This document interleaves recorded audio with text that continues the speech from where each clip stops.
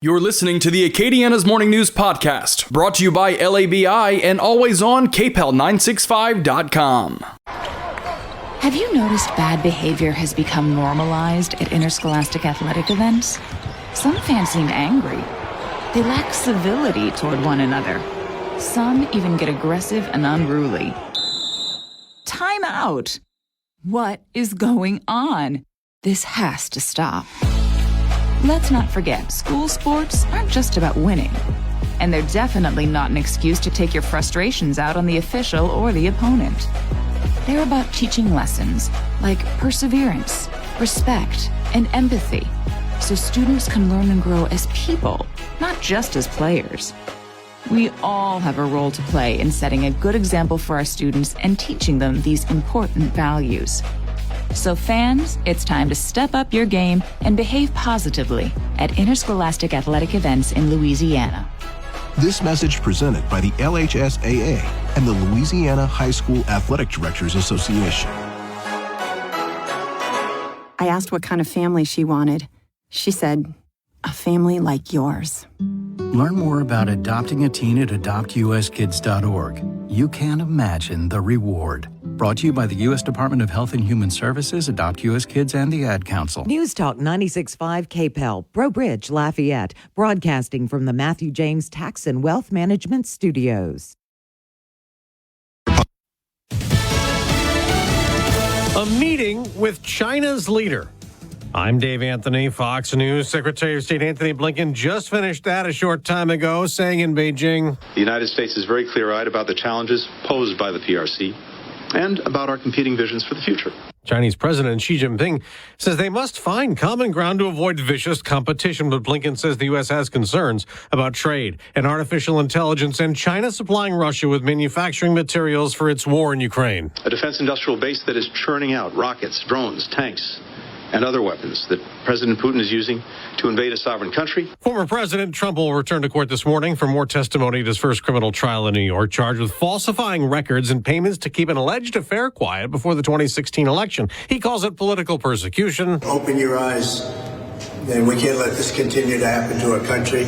We don't know when the Supreme Court will rule on the Trump claim that he should be immune from prosecution for acts taken while he was in office. Justice Sonia Sotomayor was skeptical about making that too broad. There's some things that are so fundamentally evil that they have to be protected against. But Justice Brett Kavanaugh said at yesterday's hearing, this case has huge implications for the presidency, for the future of the presidency, for the future of the country. The special counsel in the Trump federal 2020 election-related case argues the former president trying to overturn Joe Biden's victory were not official acts.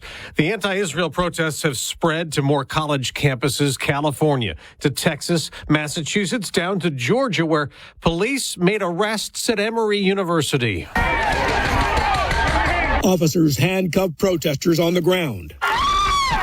Law enforcement tasered demonstrators, deployed pepper spray, and hauled away protesters. That's Christopher King with Fox 5 TV in Atlanta. At USC in California, they have canceled the main graduation ceremony. America's listening to Fox News. All right, Father's Day graduation season right around the corner. And if you're looking for a really great, unique gift, you got to check out the personalized receiver covers from my friends at Henry Repeating Arms. Now, they're available for Henry's Golden Boy and Golden Boy Silver rifles, which come in 3 calibers, 22 LR, 22 Magnum, and 17 HMR. Just go to henryusa.com and type in personalized in your search box. Well, there you're going to find a link to the product page with step-by-step instructions. They can engrave any message that you want, up to 20 words, and the process is easy, it's simple, it's affordable, and it doesn't require a gunsmith. Check out Henry's personalized receiver covers if you're looking for a great gift for dads or grads. Make sure you get their free catalog. They mail it with free decals and a list of dealers where you live. That's henryusa.com. You get the free catalog, free decals. They have 200 rifles, shotguns, revolvers to choose from, and you're going to love this company. I know I do. As the abortion rights debate rages with President Biden and Democrats making it a top issue in his reelection campaign, He's facing more pushback from Republicans over Biden administration abortion policy. GOP attorneys general from 17 states, including Tennessee and Arkansas, suing to block federal rules set to take effect in June, entitling workers to time off for abortions, claiming the rules are an illegal interpretation of the Pregnant Workers Fairness Act. Arkansas Attorney General Tim Griffin saying in a statement, business owners will face federal lawsuits if they don't accommodate employees' abortions, even if those abortions are illegal under state law. The Equal Employment Opportunity Commission says the law does not require employers or work-based health care plans to cover abortion-related costs, only requiring time off for an abortion or recovery, which does not have to be paid. Kristen Goodwin, Fox News. On Wall Street, there could be a rebound. Stock futures are rising up more than 100 points for the NASDAQ. Today, after the NASDAQ dropped 100, the Dow plunged 375 on worry about a slowing economy. The NFL draft started last night, and as expected, with the first pick in the 2024 NFL draft, the Chicago Bears select Caleb Williams, quarterback, Southern California. Commissioner Roger Goodell's next two pick announcements on ESPN were also quarterbacks. Washington took Jaden Daniels from LSU. New England selected Drake May out of North Carolina. 6 of the top 12 picks were QBs. The next 2 rounds of the NFL draft are tonight. In the NBA playoffs, Denver put the LA Lakers and LeBron James on the brink of elimination. The defending champion Nuggets now lead that series 3-0. Philadelphia beat New York. Orlando blew out Cleveland, but the 76ers and the Magic still trail in those series 2-1. In the NHL playoffs, Carolina beat the New York Islanders again to go up 3-0. Florida went up 3-0 on Tampa Bay. I'm Dave Anthony. This is Fox News. Your 24/7 news source, on air, online, and with the KPEL News app. Now the headlines from the KPEL News Center. Good morning. I'm Tracy Wirtz with a look at news on this Friday, April 26th. The Louisiana House approved a budget for the next fiscal year that contains $166 million in bonus pay for teachers. According to House leaders, that equals a stipend of about $1,700. Teachers received a $2,000 stipend this year. The spending bill heads to the Senate, and they may find a way to provide more money for teacher pay. The Louisiana Illuminator reports there are about $40 million worth of pet projects in the budget proposal approved by the House. In other legislative news, the full House has approved a bill that removes the requirement that businesses provide minor workers a 20-minute break if they work for 5 consecutive hours. Opponents are concerned about overworking 16 and 17-year-olds, but Denham Springs Representative Roger Wilder says Mississippi does not have a mandatory break for minors, and there are no problems. The House approved Wilder's bill 61-37, and the measure heads to the Senate for more discussion. Governor Jeff Landry held a press conference Thursday to explain the need for a constitutional convention. Landry is pushing for a convention to be held in May, and any changes would need voter approval in November. The goal of the Constitutional Convention is to move certain sections of the Constitution into state law. Landry says these changes will hopefully result in more budget flexibility when the state is facing a deficit. Democrats say they are uncomfortable rushing into a constitutional convention without more details about what could be moved to state statute. A former St. Thomas More coach is headed to a South Florida federal prison where he will spend 10 years in sex offender rehabilitation. Angel Cardona pleaded guilty to 1 count of use of a facility to cause a minor to engage in criminal sexual activity. That sentence will be followed by 10 years of supervised release. The FBI Thursday arrested the 9th Louisiana man they believe was involved in the January 6th protest at the U.S. Capitol in Washington.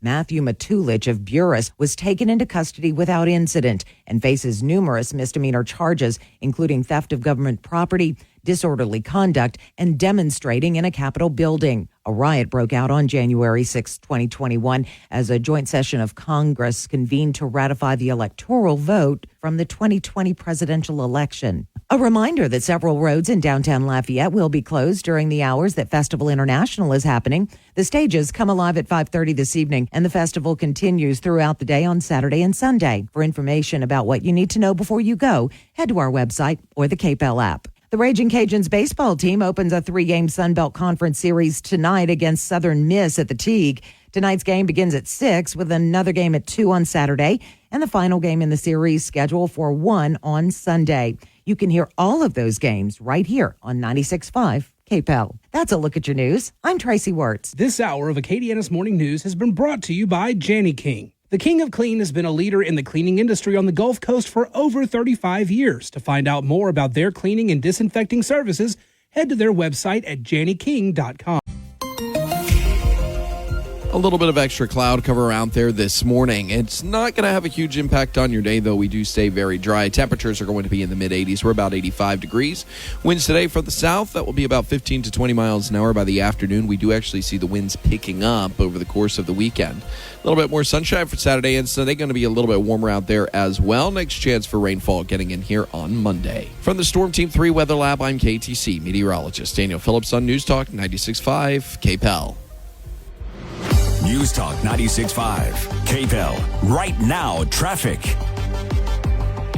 No accidents on the roadways early this morning. Happy Friday, everybody. It is 72 degrees.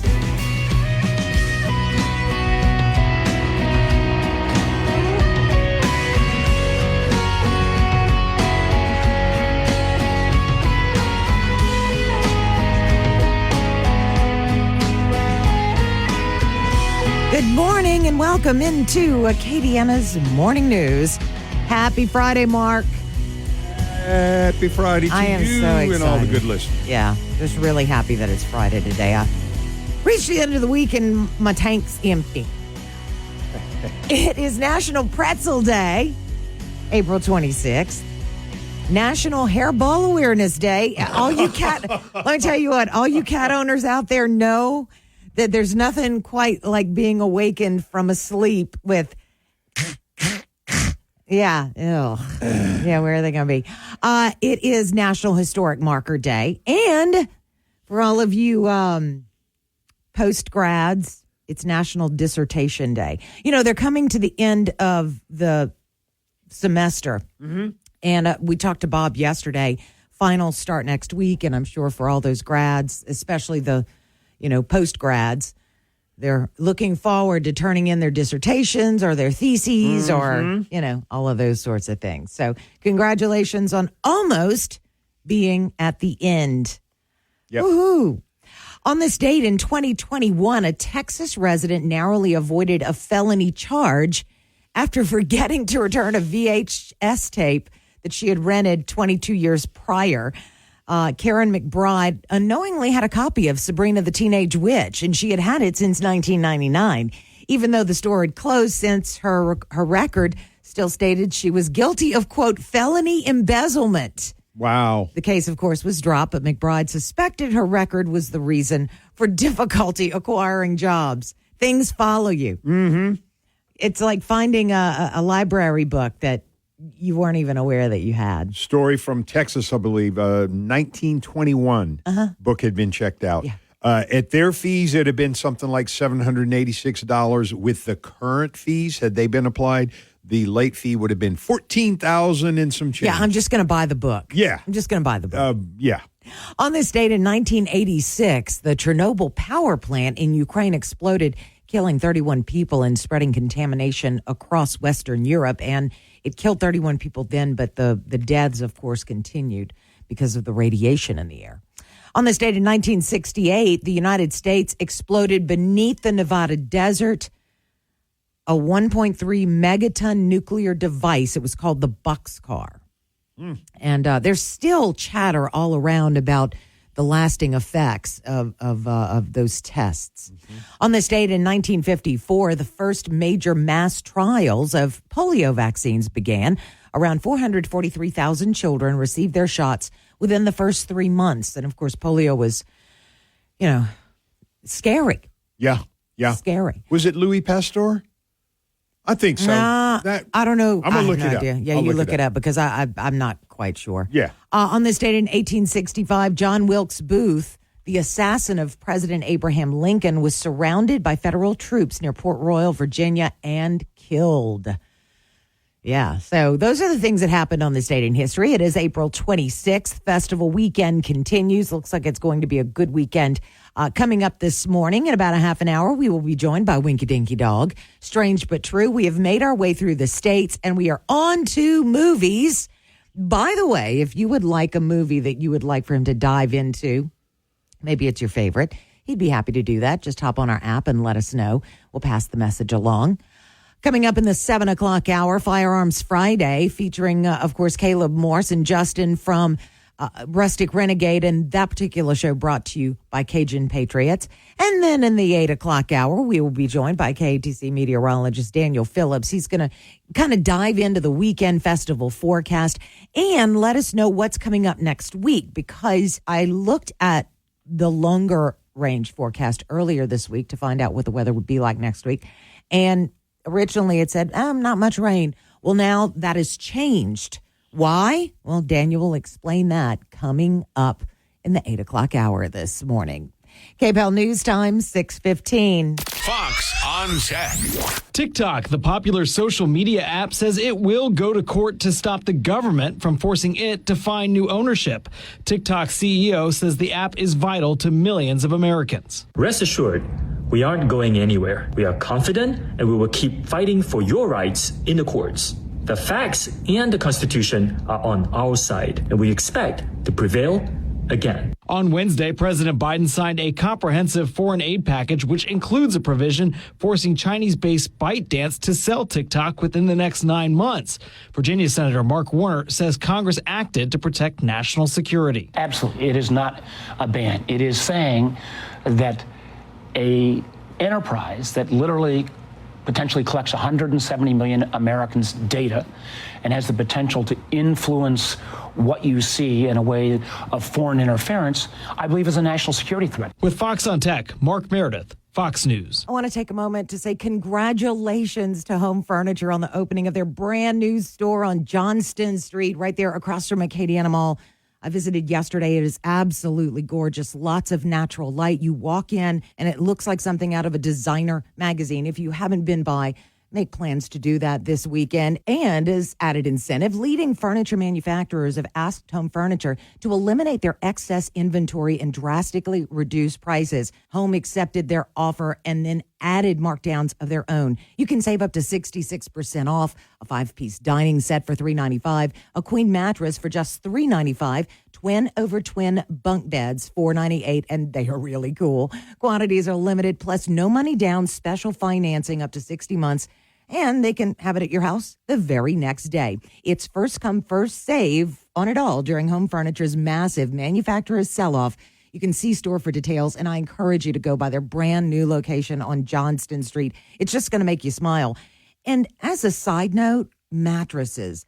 They have got the most fantastic selection of mattresses, from Tempur-Pedic to Sealy to Stearns & Foster. Go by, check it out, and you will be amazed not only at the selection, but at the knowledgeable staff. Home Furniture, a big inventory sell-off going on right now.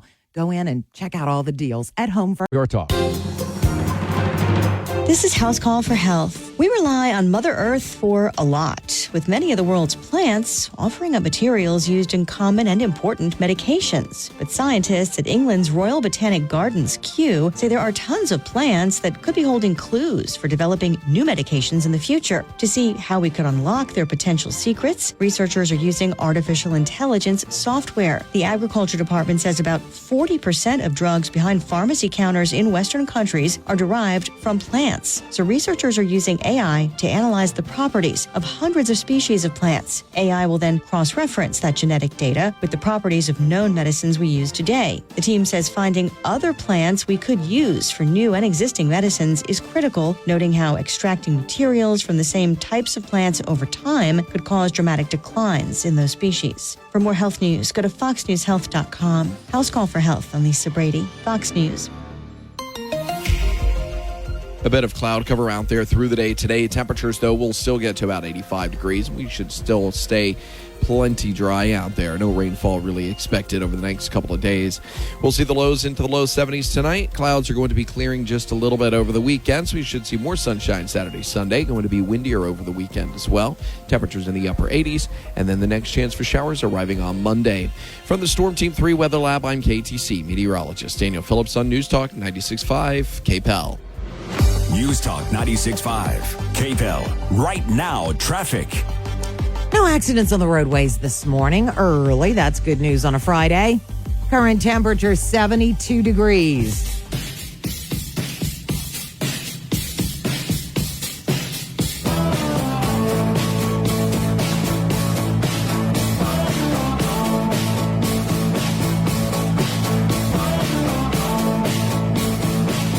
KPEL News Time, 6:22. Good morning, Tracy Wertz, Mark Pope joining you on this Friday. I was really excited when I woke up this morning and it was Friday. Actually, I was pretty excited that it was Thursday yesterday. The week, I know for me, has gone relatively quickly. Yep. I do need to say real quick, thank you so much for the warm welcome at Home Furniture and congratulations on their opening yesterday, the grand opening of their brand new store on Johnston Street. Mark, it's absolutely gorgeous. It's nice. Oh, yeah. Lots of natural light. They did a fantastic job, as they always do, arranging everything so that it's warm and friendly. And I've been looking at mattresses, so I laid on a few of them and just at one point told everybody, okay, you can go do what you're going to do. Yeah. I'm going to take a nap. Okay, so that's who and what. Where's the new store, Tracy? Just down Johnston Street. Oh, wow. Yeah, Okay. across from the mall. Yeah, it's sideways across from the mall, if you will. So okay. From Mazin Grill, right there, right in that area. So so go by and check it out and tell them we said hello and just big congratulations to those folks. News out of the legislature, and you might have heard in our news that the House has approved nearly $48 billion state budget plan. Now, earlier in the week, we were talking about in the news that the plan had cut the stipend that teachers received last year, the $2,000 stipend, back to $1,300. This bill, I'm going to be careful how I say this, could provide a $1,700 stipend, but also may provide for each district to decide whether that's an across-the-board amount or if some teachers should get more than others. Now, because the bill is headed to the Senate could, kind of mess with the numbers, if you will, and find a way to implement the $2,000 again. So that is still kind of up in the air, but the House has sent it to the Senate. Of course, the House is where all of the appropriations bills originate. And I was going to try to read through it because some of them aren't bad to read through, but it's 137 pages long. Yeah. I guess $48 billion requires a few lines, right? Sure. In terms of education, too, and Lafayette Parish School Superintendent Francis Touche had alluded to this the other day, about 2,000 seats in preschool lower education would be cut because they had to find money somewhere, et cetera. And that's one of the places that they cut, which I agree with the superintendent that would be a travesty because of the research that shows the amount of, or the level of development in children 0 through 3, and then obviously 3 through 5, which is kindergarten. So it'll be interesting to see what the Senate does with that. I would be interested, too, to see how the Bessie board is weighing in, because one of the things that has been noted as the House has moved through this project is that those cuts were made based on the,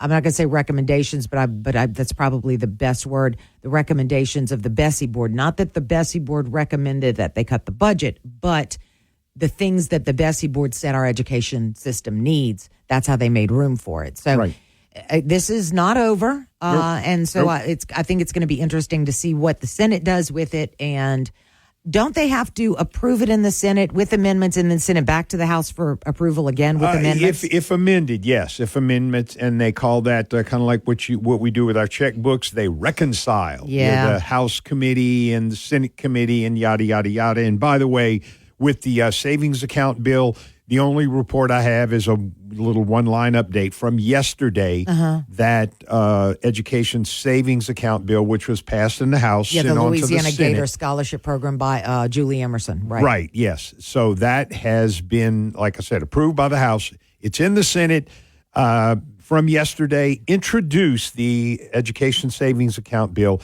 introduced in the Senate, read by title, and placed on the calendar. Here's your favorite thing with the legislature, Tracy. Are you ready? I'm ready. Placed on the calendar for a second reading.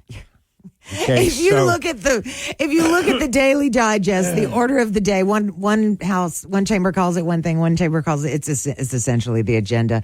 It's like first reading, second reading, and something, third reading, and something, third reading. It is so confusing, and frankly, I just don't get into the weeds like that. I'm sure that somebody like Joe or Moon or they could. I have things like grocery lists to remember. So I'll just wait until somebody lets me know, okay, now it's time. But it is very confusing because you'll see it and then you'll say, oh, okay, well, they'll do something today. And then there's the option of third reading not scheduled for debate. Well, then why'd you put it on the agenda? Yeah, it is a complicated ball of wax. Oh, my gosh. No doubt about it. But so, we will see. Look, May is going to be the crazy month. Yes. May is right upon us, folks. Next Wednesday, May Day, May 1st. And with the legislature and our discussion here, that's going to be the month that they have to wrap all these things up. When's the convene. They adjourn in early June. Yeah, June the 3rd. And then now they have the bill for the Constitutional Convention, which could start concurrently with the special with the regular session on May 20th. And there's some folks who just aren't real happy because they said, look, we have all this stuff to deal with. I know.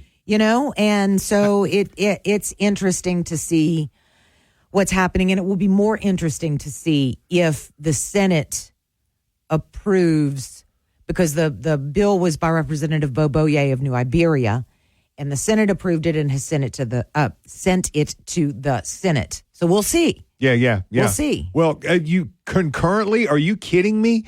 I can't brush my teeth and comb my hair at the same time. Well, and these guys are going to try that? Well, and Lord, the discussion from the beginning has been, could they conceivably wrap up the regular session by May 20th and then start the Constitutional Convention?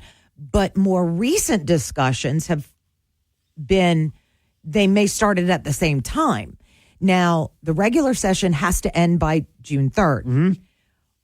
The bill that the House sent to the Senate says the Constitutional Convention is going to start on May 20th and end on June 3rd, but they can continue it to July 15th.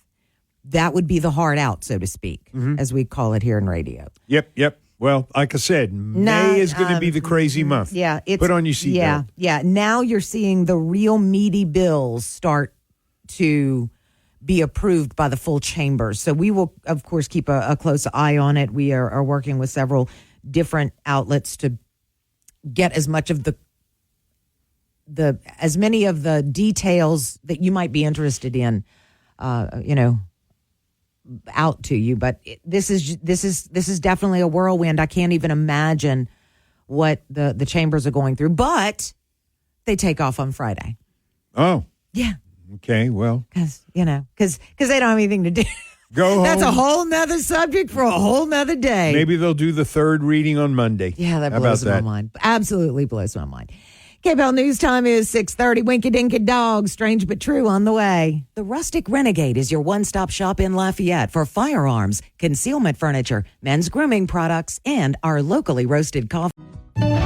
Media Minute with Howard Kurtz. It was a stunning split-screen moment. The Supreme Court in live audio hearing Donald Trump's arguments about absolute presidential immunity, while at the hush money trial based on reporters' notes, David Pecker continued to testify. Now, the justices came up with all kinds of reasons why you couldn't have blanket immunity. What if the president staged a coup or planned an assassination or engaged in election fraud? But at the same time, the conservative justices hinting they might send it back to the lower court that would delay it until after the election, maybe forever, the prosecution of January 6th. David Pecker, the former Inquirer publisher, saying that Karen McDougal, Playboy model, told him she didn't want to be the next Monica Lewinsky. And so they gave her a contract. The Inquirer laid out the money. Trump knew all about it. At the same time, he wouldn't advance the money for Stormy Daniels because he hadn't gotten repaid for the first one.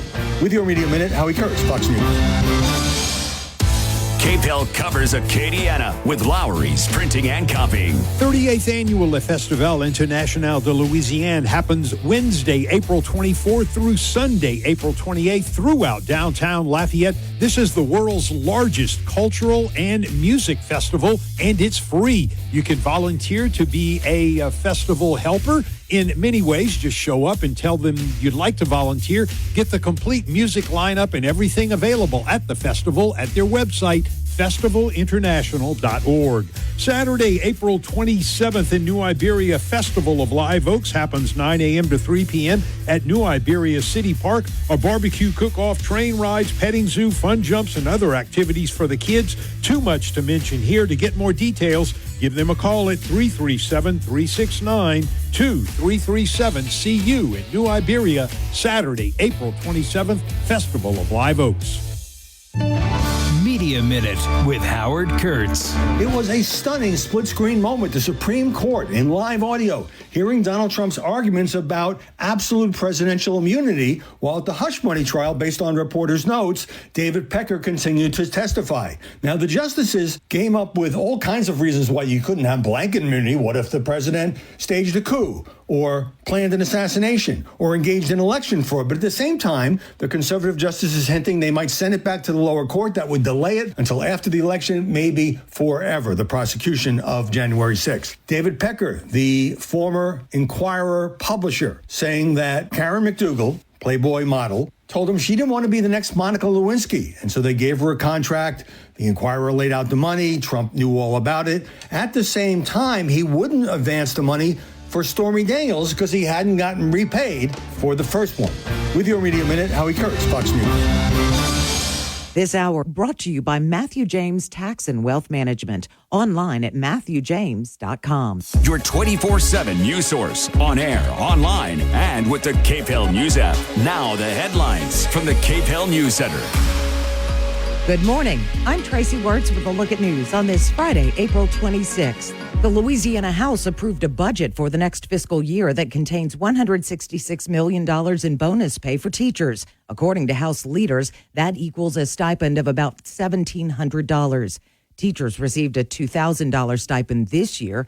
The spending bill heads to the Senate, and they may find a way to provide more money for teacher pay. The Louisiana Illuminator reports there are about $40 million worth of pet projects in the budget proposal approved by the House. In other legislative news, the full House has approved a bill that removes the requirement that businesses provide minor workers a 20-minute break if they work for 5 consecutive hours. Opponents are concerned about overworking 16 and 17-year-olds, but Denham Springs Representative Roger Wilder says Mississippi does not have a mandatory break for minors, and there are no problems. The House approved Wilder's bill 61-37, and the measure heads to the Senate for more discussion. Governor Jeff Landry held a press conference Thursday to explain the need for a constitutional convention. Landry is pushing for a convention to be held in May, and any changes would need voter approval in November. The goal of the Constitutional Convention is to move certain sections of the Constitution into state law. Landry says these changes will hopefully result in more budget flexibility when the state is facing a deficit. Democrats say they are uncomfortable rushing into a constitutional convention without more details about what could be moved to state statute. A former St. Thomas More coach is headed to a South Florida federal prison where he will spend 10 years in sex offender rehabilitation. Angel Cardona pleaded guilty to 1 count of use of a facility to cause a minor to engage in criminal sexual activity. That sentence will be followed by 10 years of supervised release. The FBI Thursday arrested the 9th Louisiana man they believe was involved in the January 6th protest at the U.S. Capitol in Washington. Matthew Matulich of Buras was taken into custody without incident and faces numerous misdemeanor charges, including theft of government property, disorderly conduct, and demonstrating in a Capitol building. A riot broke out on January 6, 2021, as a joint session of Congress convened to ratify the electoral vote from the 2020 presidential election. Cordell Hayes was sentenced to 25 years in prison on Thursday. It is his second sentencing in the 2016 fatal shooting of retired NFL star Will Smith after a road rage incident. A jury voted 10-2 to convict Hayes in December of 2016, But that verdict was thrown out when non-unanimous jury decisions were ruled unconstitutional in Louisiana. A reminder that several roads in downtown Lafayette will be closed during the hours that Festival International is happening. The stages come alive at 5:30 this evening, and the festival continues throughout the day on Saturday and Sunday. For information about what you need to know before you go, head to our website or the KPEL app. LCG and Keep Lafayette Beautiful are hosting their annual Paper Shredding Day tomorrow from 9 to noon at the Robichaux Center. Residents of Lafayette and the unincorporated areas can have confidential documents shredded to protect their personal information and reduce the risk of identity theft. Each household is limited to 3 kitchen-sized garbage bags. In Iberia Parish, residents can drop off household waste products tomorrow morning from 9 to noon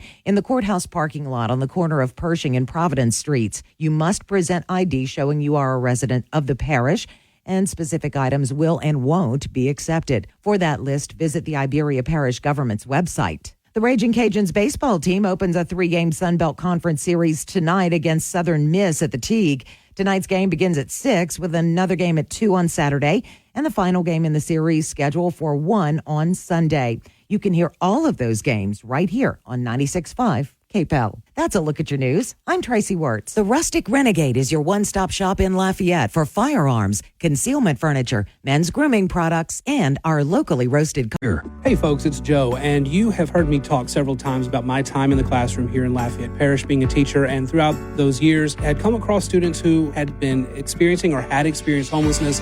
And I'm here with David Owens of Gifting Grace Project to talk a little bit about the work they do assisting kids in Lafayette who are experiencing the same thing. That's right, Joe. The Gifting Grace Project is Acadiana's homeless children's outreach, and we are proud to be the outreach for these children in Acadiana, providing them with backpacks with school supplies, hygiene products, meal vouchers, and more. Go to giftinggraceproject.com to help us out and make a difference today. Or you can text GGP to 53555 and get more information that way and make your donation as well.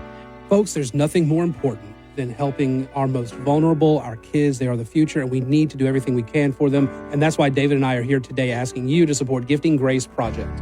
Get involved today. Thank you. A little bit of extra cloud cover out there this morning. It's not going to have a huge impact on your day, though. We do stay very dry. Temperatures are going to be in the mid-80s. We're about 85 degrees. Winds today from the south, that will be about 15 to 20 miles an hour by the afternoon. We do actually see the winds picking up over the course of the weekend.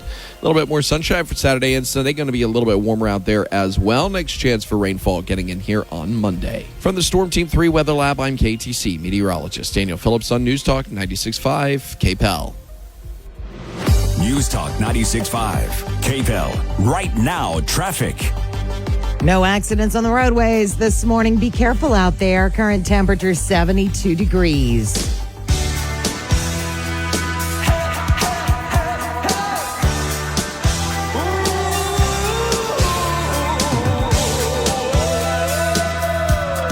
KPEL News Time is 6:42 on this Friday morning. Tracy explaining what a movie is to Mark. Yeah. Oh, yeah. They still have the cutting room? That's those pictures that move really fast. Oh, I understand. Yes, I got it. Tracy Wirtz, Mark Pope joining you. And that voice you hear is Winky Dinky Dog, which means strange but true. I was letting them know earlier, if they missed last week, we've gone through the states. And now we're on to movies. And by the way, if there is a movie that you would like for him to research, let me know. He'd be happy to do that. And if there's nothing about it, I'll make some stuff up. Hey, because you know what? We won't know anyway. Yeah, right. Yeah, exactly. Well, today is, by happenstance, another John Hughes movie. Okay. Totally by accident. I was doing some Googling. Which one can I do? And The Breakfast Club. Oh, yeah. Iconic. Yeah. Iconic. Last week we did Pretty in Pink, which is my favorite movie of all time. But iconic 80s movie. Yeah, and even I was like, oh, this is neat. I was really enjoying putting this stuff together. For instance, John Hughes encouraged improvisation as much as possible during this movie. Mm-hmm. For instance, when in the library, well, of course, most of the movie takes place in the library. Right. When all the characters spill their deep, dark secrets and they have a heart-to-heart conversation, 100% improvised. Really? 100%. There was no script. Those guys were just telling stories to each other. That is awesome. Yep. Another improvised, when Brian was asked, and that's Anthony Michael Hall, when he was asked why he had a fake ID so I can vote, improvised. No kidding. Yeah, it wasn't so he could drink. But it was such an appropriate answer for his character. And just like I did a second ago when you started the movie, I started the song, Bender throwing his fist up at the end, improvised. No kidding. He just did it. And they were like, that's a great end. You know, Let me tell you, and again, an iconic part of the movie, Judd Nelson playing the part of Bender, by the way. What was he responding to? What was the fist Nothing, in the air? just like they- It was a great day. It was a great day, and it was. You have to know the movie to know why that was important. Sure. I'll explain what movies are again after all this. I understand. I understand. It's a little complicated. They move. Sure. It's pictures that move, by the way. So, all right. I love picking on Mark. Okay, so a lot of movies have continuity errors, right? Because they're always filming out of sequence. Clothes aren't the same as they were just a second before. And a rare occurrence for the movie, this film was filmed in sequence. No kidding. Yep. The actual film was the whole thing just filmed in complete continuity in sequence. Like they didn't stop and they just went from scene to scene to scene to scene and didn't go back. And that's a big undertaking. Yes. I mean, I don't really. understand because you see like, hey, all of a sudden there's a tie clip there, and the next scene the tie clip's gone. Or there's a button done, and then the next, and then a button's the undone. girl's All these earrings are different. Continuity errors. Kevin loves to find those. Does my he? husband. Oh my gosh, yeah. This movie was initially thought to be the first movie in a series of subsequent movies. Okay. They had planned on doing more as they checked in on the characters later on. Never happened. You know, I don't know if that. I think that may have dulled the shine. Very much. It was unnecessary, and they probably figured it out. Here's originally a dream sequence took place in the movie that they had cut, in which Allison, played by Ali Sheedy, imagines Andrew, who's Emilio Estevez, as a Viking, Bender as a prisoner, Claire as a bride, and Brian as an astronaut, and herself as a vampire.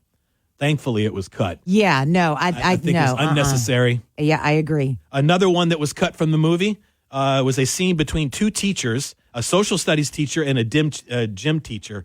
I was unable to get any details of the dialogue or what the theme was, but thankfully it probably added nothing to the story. No. And it was those poor people were going to be in a movie, and they were then... And they ended up on the cutting room floor. Yeah, they probably went to that movie going, look.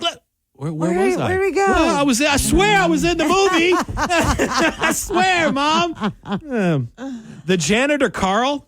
Uh-huh. All right? Yes. He was once a student in that high school. Really?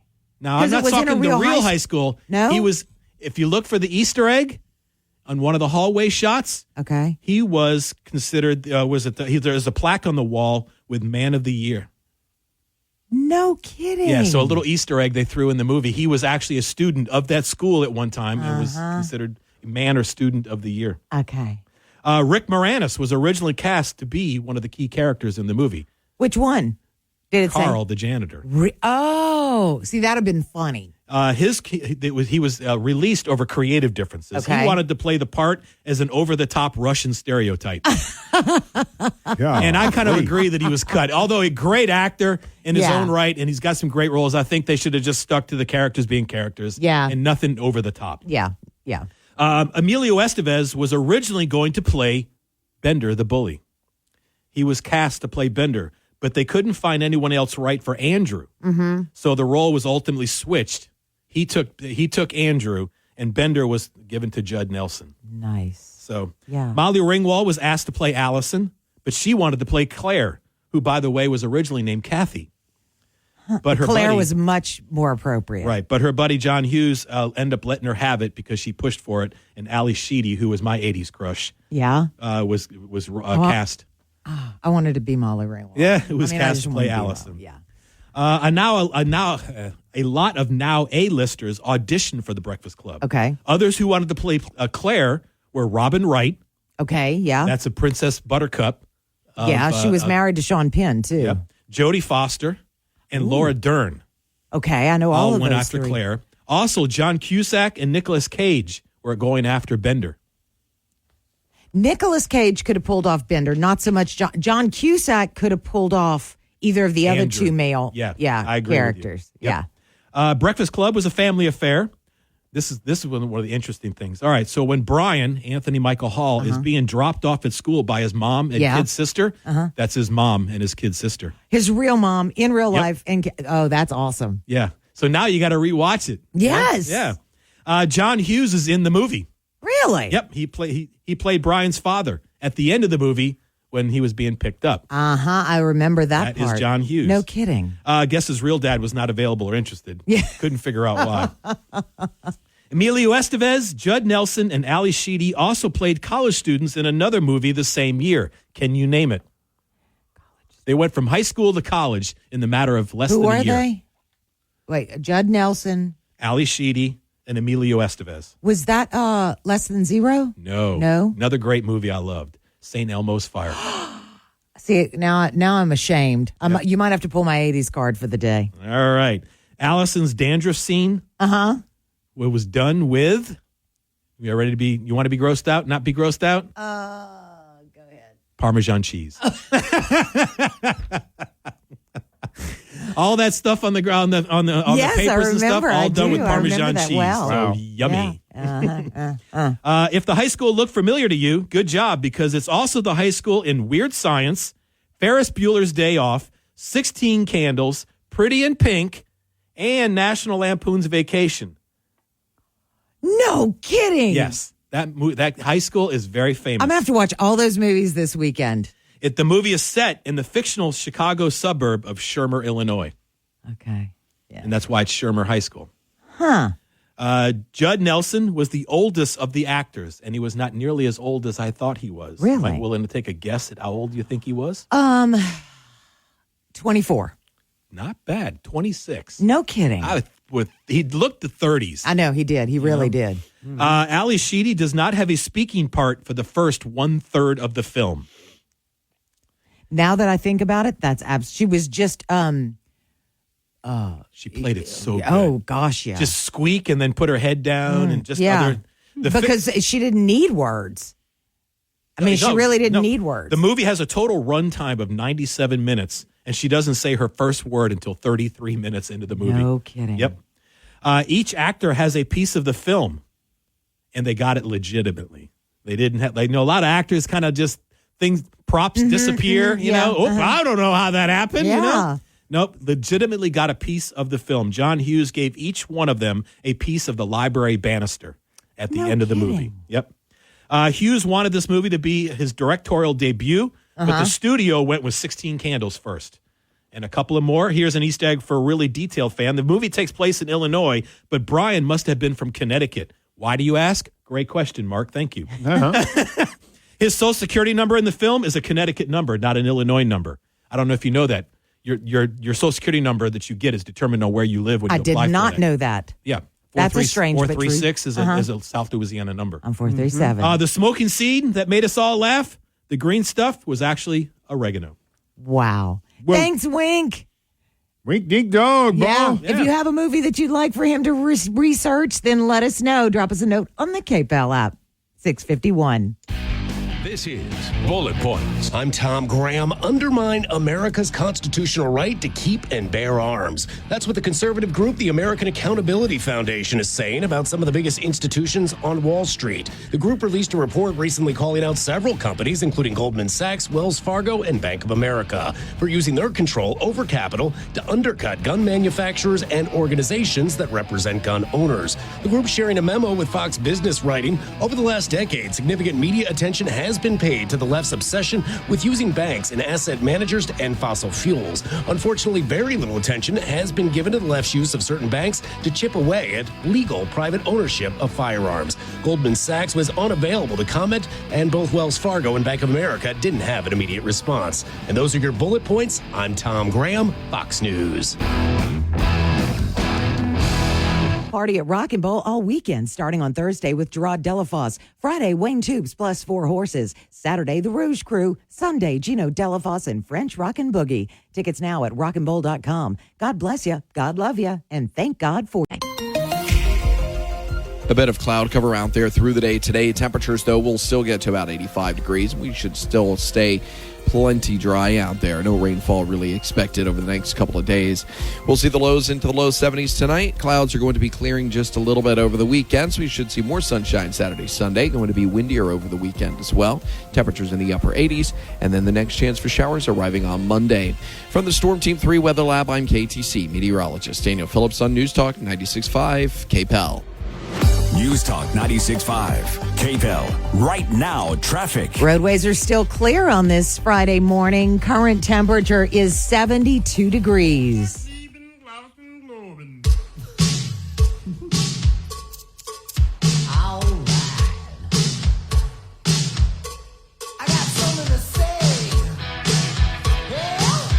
KPEL News Time is 6:55 on this Friday morning. We've got a look at national and local news on the way. Next hour, Caleb Morris will be in with Rustic Renegade for Firearms Friday. Got a few topics to talk about.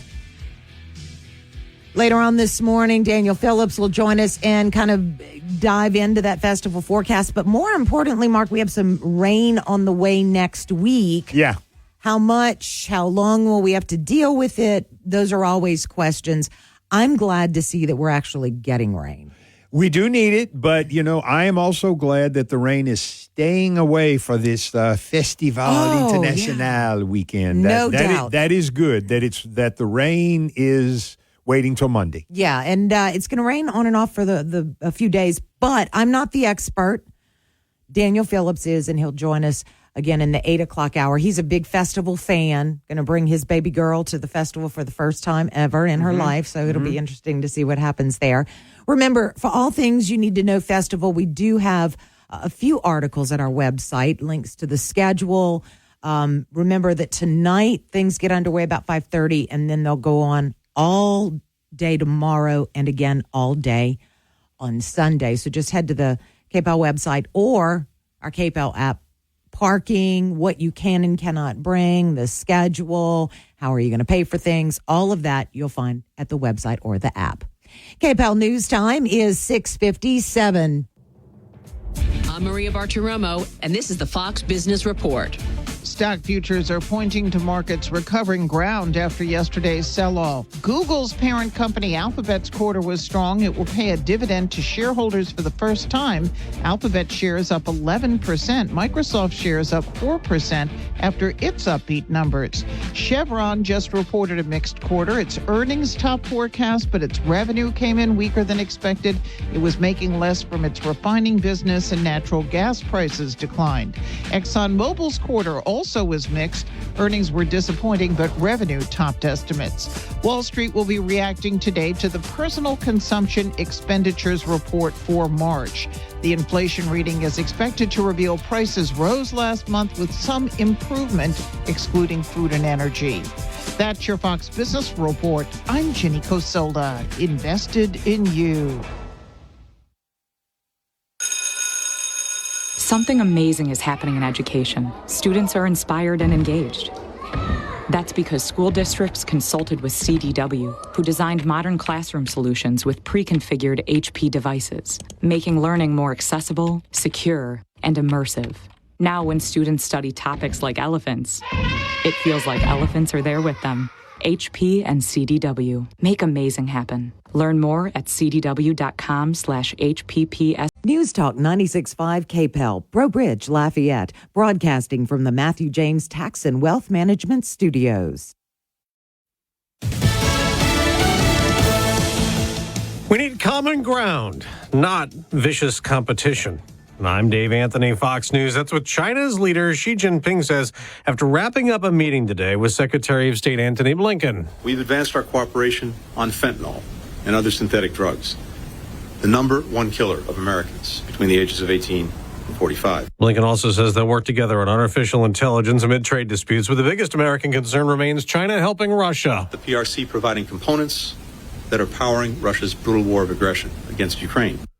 As the U.S. prepares new weapons and ammo to send to Ukraine, American military officials tell AP Ukraine's no longer using 31 Abrams tanks the U.S. sent last year. 5 have been destroyed. The others considered too vulnerable now to Russian attacks. Former President Trump will soon head back to court in New York for more testimony at his first criminal trial as we await a Supreme Court ruling, who knows when, on his claim to be immune from prosecution in the federal 2020 election-related case. Justice Samuel Alito was worried that if presidents are not immune, will that not lead us into a cycle that destabilizes the functioning of our country? Now, Justice Ketanji Brown Jackson feared at yesterday's hearing what blanket immunity might lead to. Wouldn't there be a significant risk that future presidents would be emboldened to commit crimes with abandon while they're in office? The demonstrations continue on college campuses across the country. That's at George Washington University this morning. Now, there have also been protests against Israel and pro-Palestinian across the country. Campuses where there have been arrests from Massachusetts to New York to Georgia to Texas out to California. America's listening to Fox News. All right, Father's Day, graduation season right around the corner. And if you're looking for a really great, unique gift, you got to check out the personalized receiver covers from my friends at Henry Repeating Arms. Now, they're available for Henry's Golden Boy and Golden Boy Silver rifles, which come in 3 calibers, 22 LR, 22 Magnum, and 17 HMR. Just go to henryusa.com and type in personalized in your search box. Well, there you're going to find a link to the product page with step-by-step instructions. They can engrave any message that you want, up to 20 words, and the process is easy, it's simple, it's affordable, and it doesn't require a gunsmith. Check out Henry's personalized receiver covers if you're looking for a great gift for dads or grads. Make sure you get their free catalog. They mail it with free decals and a list of dealers where you live. That's henryusa.com. You get the free catalog, free decals. They have 200 rifles, shotguns, revolvers to choose from, and you're going to love this company. Your 24/7 news source, on air, online, and with the Cape Hill News app. Now the headlines from the Cape Hill News Center.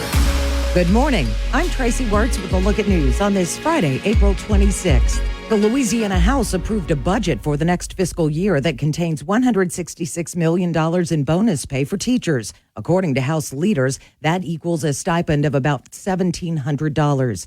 Teachers received a $2,000 stipend this year.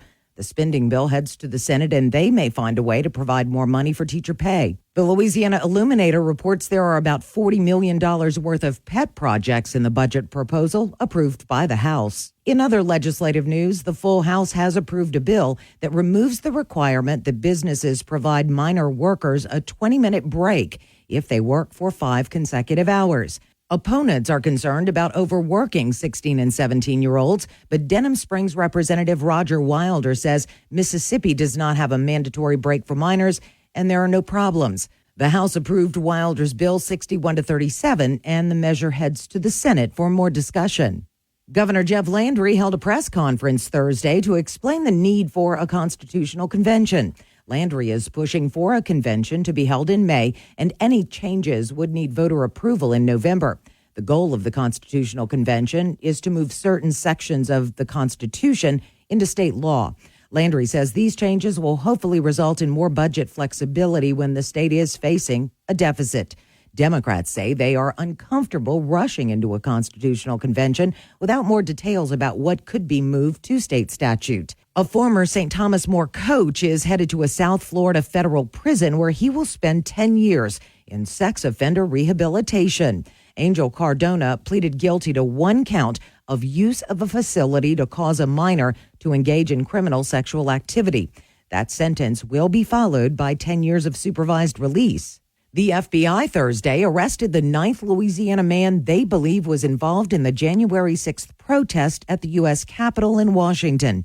Matthew Matulich of Buras was taken into custody without incident and faces numerous misdemeanor charges, including theft of government property, disorderly conduct, and demonstrating in a Capitol building. A riot broke out on January 6, 2021, as a joint session of Congress convened to ratify the electoral vote from the 2020 presidential election. A reminder that several roads in downtown Lafayette will be closed during the hours that Festival International is happening. The stages come alive at 5:30 this evening, and the festival continues throughout the day on Saturday and Sunday. For information about what you need to know before you go, head to our website or the KPEL app. The Raging Cajuns baseball team opens a 3-game Sun Belt Conference series tonight against Southern Miss at the Teague. Tonight's game begins at 6 with another game at 2 on Saturday and the final game in the series scheduled for 1 on Sunday. You can hear all of those games right here on 96.5 KPEL. That's a look at your news. I'm Tracy Wirtz. Your KPEL News Update brought to you by Home Furniture Plus Bedding, with over 40,000 furniture and mattress choices in stock and ready for delivery. Home Furniture Plus Bedding. Welcome home. A little bit of extra cloud cover out there this morning. It's not going to have a huge impact on your day, though. We do stay very dry. Temperatures are going to be in the mid-80s. We're about 85 degrees. Winds today from the south, that will be about 15 to 20 miles an hour by the afternoon. We do actually see the winds picking up over the course of the weekend. A little bit more sunshine for Saturday and Sunday. Going to be a little bit warmer out there as well. Next chance for rainfall getting in here on Monday. From the Storm Team 3 Weather Lab, I'm KTC meteorologist Daniel Phillips on News Talk 96.5 KPEL. News Talk 96.5 KPEL. Right now, traffic. No problems on the roadways this morning. Current temperature 72 degrees. Firearms Friday is next. KPEL News Time 7:09. Oh, say, can you see by the dawn's early light what's so proudly we had at the twilight's last gleaming, whose broad stripes and bright stars through the perilous fight, o'er the ramparts we watched were so gallantly streaming, and the rockets circling, the bombs bursting in air, getting through the night, that our flag was still there. Oh, say does that star-spangled banner yet wave o'er the land of the free and the home of love?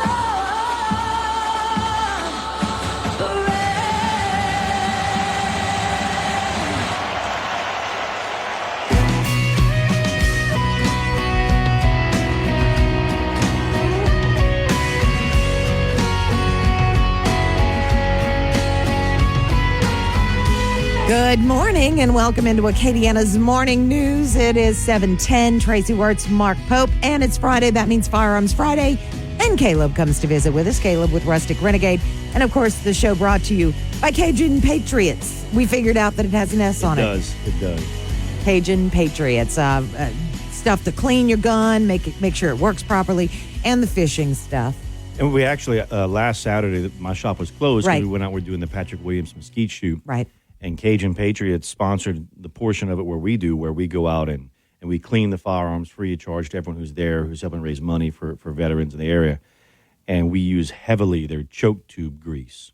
Okay. So one of the things that's often overlooked by skeet shooters, by duck hunters, by everyone else is their choke tube. They think once it's in there, it's good. Mm-hmm. And once it's in there, if you don't maintain it, it rusts and locks into place. And whatever that choke is set at, you might be stuck with it. So their choke tube grease has been a godsend. We use it heavily, heavily. And you can get it at Caleb's shop or at Cajun-Patriots.com. We have quite a few things to talk about this morning. First up, right here in Louisiana, Senate Bill 424, authored by Senator Blake Miguez of New Iberia, a good friend of yours. It says that it could require gun safety education in schools. And so this bill, we're going to preface this. 10 years ago, Blake got a bill passed that gave schools the ability to teach firearm safety, if they chose, at no charge. So they could use the NRA's Eddie Eagle program for grades K through 5, and there's other programs as they get older. And the programs are just to teach firearm safety. Like, what do you do when a child finds a firearm? And it's don't touch it, get an adult, and get distance, get away from it, right? So that's what they want to teach. It's not political. Right. It doesn't vilify firearms. It doesn't do anything else like that. It's just, hey, if a child finds a firearm, this is what we do. Because unfortunately, even in the past year, in Acadiana, I know of 3 incidents where young children have gotten into a mother's purse or into a father's wherever, because some parents, some fathers out there just leave them lying around. And there have been, I know of 3 where the children were either hurt or the parent was hurt or someone else was hurt because they left the firearm unattended. And this program, 10 years ago, Blake Miguez said the schools can do this if they want to. So he went through and he audited it last year to see how many schools did this program and how many schools took it upon themselves to teach firearm safety. And can you guess how many did? 0. Not a single one. So he said, look, if the schools aren't going to attempt to use this program, let's find out why. They did a little research and they found out that most just didn't want to deal with it. Yeah. So he's going through, and 424 says you have a requirement. You will be obliged. Sorry, No, obligated. Yeah, obligated. My mind went crazy. No, it's okay. I get it. Yeah. Mine does that often. Yeah. You'll be obligated to teach this curriculum, which takes about 10 minutes. And just do this once a quarter or so to refresh it in the children's mind. That way you can increase firearm safety. And some of the schools are pushing back. The State Board of Education says, look, we don't have an opinion over this. This is what it is. Some people are pushing back. They're saying that the State Board of Education, the schools should be in charge of their curriculum, and they are. Right. But they're not taking appropriate steps. And then other people have come out and said, well, who's going to teach their curriculum? Who's going to do that? They're going to hire new teachers. Yeah, those are my questions too. And in the K1 through K5 or through 5, so kindergarten through 5th grade, it's just a video. It's a video that you run.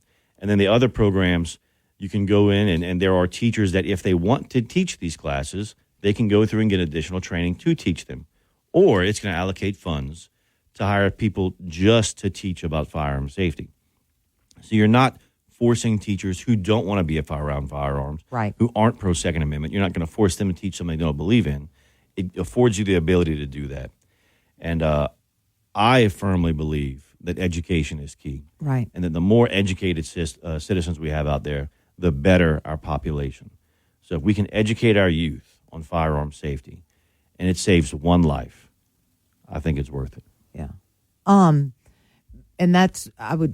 those are the questions that I have. And I wonder, maybe you have data about this, how have any parents weighed in on it? I haven't seen any. I looked for the data and I texted Blake about it. I haven't seen any as of yet. I'm sure there is some, but here's the thing. I am sure there are more parents out there that don't know that this was put into place 10 years ago. And they gave the schools the options. Right. I mean, I used to coach the 4-H skeet shooting teams. So like here in Acadiana, there are many, many schools that have skeet shooting in their schools. Right. Done through 4-H. And the kids that want to do that, they can go through and they learn firearm safety, and there's all these other things they can learn, and it's competitive, and they can get scholarships to college. Yes. But people in those schools still don't know that those programs are available. And it's one of those things that having shooting sports in schools is taboo. Yeah. It's not publicly known, and most people they keep it close to heart because they don't want people to know. But if we don't educate people and they don't know what's available to them, they will never know. And, as I think through this and all the questions are firing through my mind, the other thing that I would, I guess, maybe recommend, not that, I have that kind of say, but would be to find a way to allow the parents to opt in or opt out, similar to like a sex education class. Right. There has to be a parental signature saying, this is something I want my children to learn. And I would love to tell you there is, but I don't know. Right. But I would think, even with like the sexual education and that kind of stuff, where the school is mandated to teach certain things, the parents could opt out. So I would believe that there's something similar to this, or that there's already a clause that would allow for it. That's me making an assumption. Yeah. I don't know for sure. Yeah. And this program has been out. The Eddie Eagle program has been in place since I think 1930 something. So years ago, firearm safety was taught in our schools. We had a different economy back then, different population back then. It was a different look on firearms back then as well. And I don't see a lot of the big cities really adopting this. I don't see New Orleans saying, hey, let's do this. Right. I don't see Baton Rouge doing a lot with this. I see a lot of the smaller, more rural schools embracing this. And I do believe there's going to be some pushback, especially from a lot of the school boards. I mean, I would assume that even right here in our own parish, Lafayette School Board would have some pushback if they're not already aware of what's going on. Right. But that's where it comes into play, where we have to be aware of the laws that are being written, what's being voted on. This is out of committee. It came out of committee unopposed, so we're just waiting on the session to vote on it. But, yeah, and those are the things, and you mentioned it, the ease of access, the fact that it would maybe be a 10-minute video, the fact that it wouldn't require any additional personnel, because right now they're struggling just to find teachers, and then as with any, I'm going to say, controversial topic, a topic that is very polarizing. Some people are just adamant, I don't want my kids exposed to that. Others are like, absolutely. I think that there are a lot of variables, and I would be interested to dig into the bill so that we can be respectful of people, and their personal beliefs, their personal convictions, that kind of thing. And ironically, New Orleans and Baton Rouge are probably two of the places that need it most. Their violence, their violent crime there is it's out of control. Yeah. And I firmly believe that as a parent, you should have a whole lot of control over what is taught to your children and the manner that is taught to your children. Yeah, I agree. Because our job as parents is to raise better versions of ourselves. If you're out there, and look, I'm going to call some parents out real quick. If you're out there raising a worse version of you, then you have failed as a parent. Oh, yeah. Oh, no. Yeah. So, and some of us are, did that on accident, Well, and we do our best. Whenever we had our first child, we didn't have a manual that said, hey, this is what you're supposed to do. And I do believe that most, not all parents are doing the best they can. But our job is to raise better versions of ourselves. Right. And if this is something that you don't agree with, and maybe it's like you said, maybe you want to make sure that you have a say. Reach out to Senator Miguez's office. Right. Talk to them. Make your voice be heard. And those that are in support of it, reach out to his office. Make your voice be heard, because that's how people like the senator. That's how people like the governor. That's how our other representatives. That's how they learn and know that they're helping the community and doing what they can. Right. Because so often something happens and then we gripe about what happened. And the question then becomes, what did you do on the front end? And truthfully, some people feel like it doesn't matter. I'm going to say something and nobody's going to listen anyway. But at least you tried, and so that this would be a good way to do that. And this is Senate Bill 424. Yeah, Senate Bill 424. And we'll try to make sure that this information is available on our website as well. We have a lot to talk about this morning. Did you know that there are restrictions, financial restrictions on people who have and own gun shops? I thought this was fascinating to me. So we'll listen to what Fox News has to say about it, and Caleb's going to share what it all means coming up. KPEL News Time 721. A bit of cloud cover out there through the day today. Temperatures, though, will still get to about 85 degrees. We should still stay plenty dry out there. No rainfall really expected over the next couple of days. We'll see the lows into the low 70s tonight. Clouds are going to be clearing just a little bit over the weekend, so we should see more sunshine Saturday, Sunday. Going to be windier over the weekend as well. Temperatures in the upper 80s, and then the next chance for showers arriving on Monday. From the Storm Team 3 Weather Lab, I'm KTC meteorologist Daniel Phillips on News Talk 96.5 KPEL. News Talk 96.5 KPEL. Right now, traffic. We do have an accident showing up on the board. Ambassador Caffrey at Chemin Metairie. Be careful, and if you have a slowdown, that's why. Current temperature 72 degrees.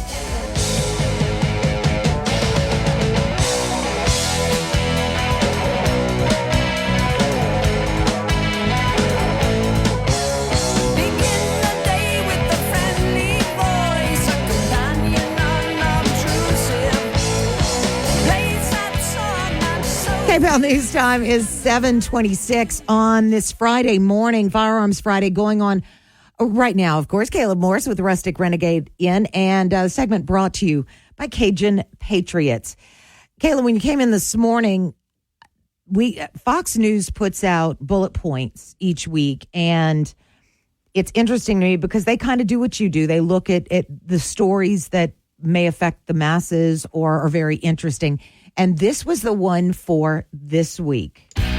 This is Bullet Points. I'm Tom Graham. Undermine America's constitutional right to keep and bear arms. That's what the conservative group, the American Accountability Foundation, is saying about some of the biggest institutions on Wall Street. The group released a report recently calling out several companies, including Goldman Sachs, Wells Fargo, and Bank of America, for using their control over capital to undercut gun manufacturers and organizations that represent gun owners. The group sharing a memo with Fox Business writing, over the last decade, significant media attention has been paid to the left's obsession with using banks and asset managers to end fossil fuels. Unfortunately, very little attention has been given to the left's use of certain banks to chip away at legal private ownership of firearms. Goldman Sachs was unavailable to comment, and both Wells Fargo and Bank of America didn't have an immediate response. And those are your bullet points. I'm Tom Graham, Fox News.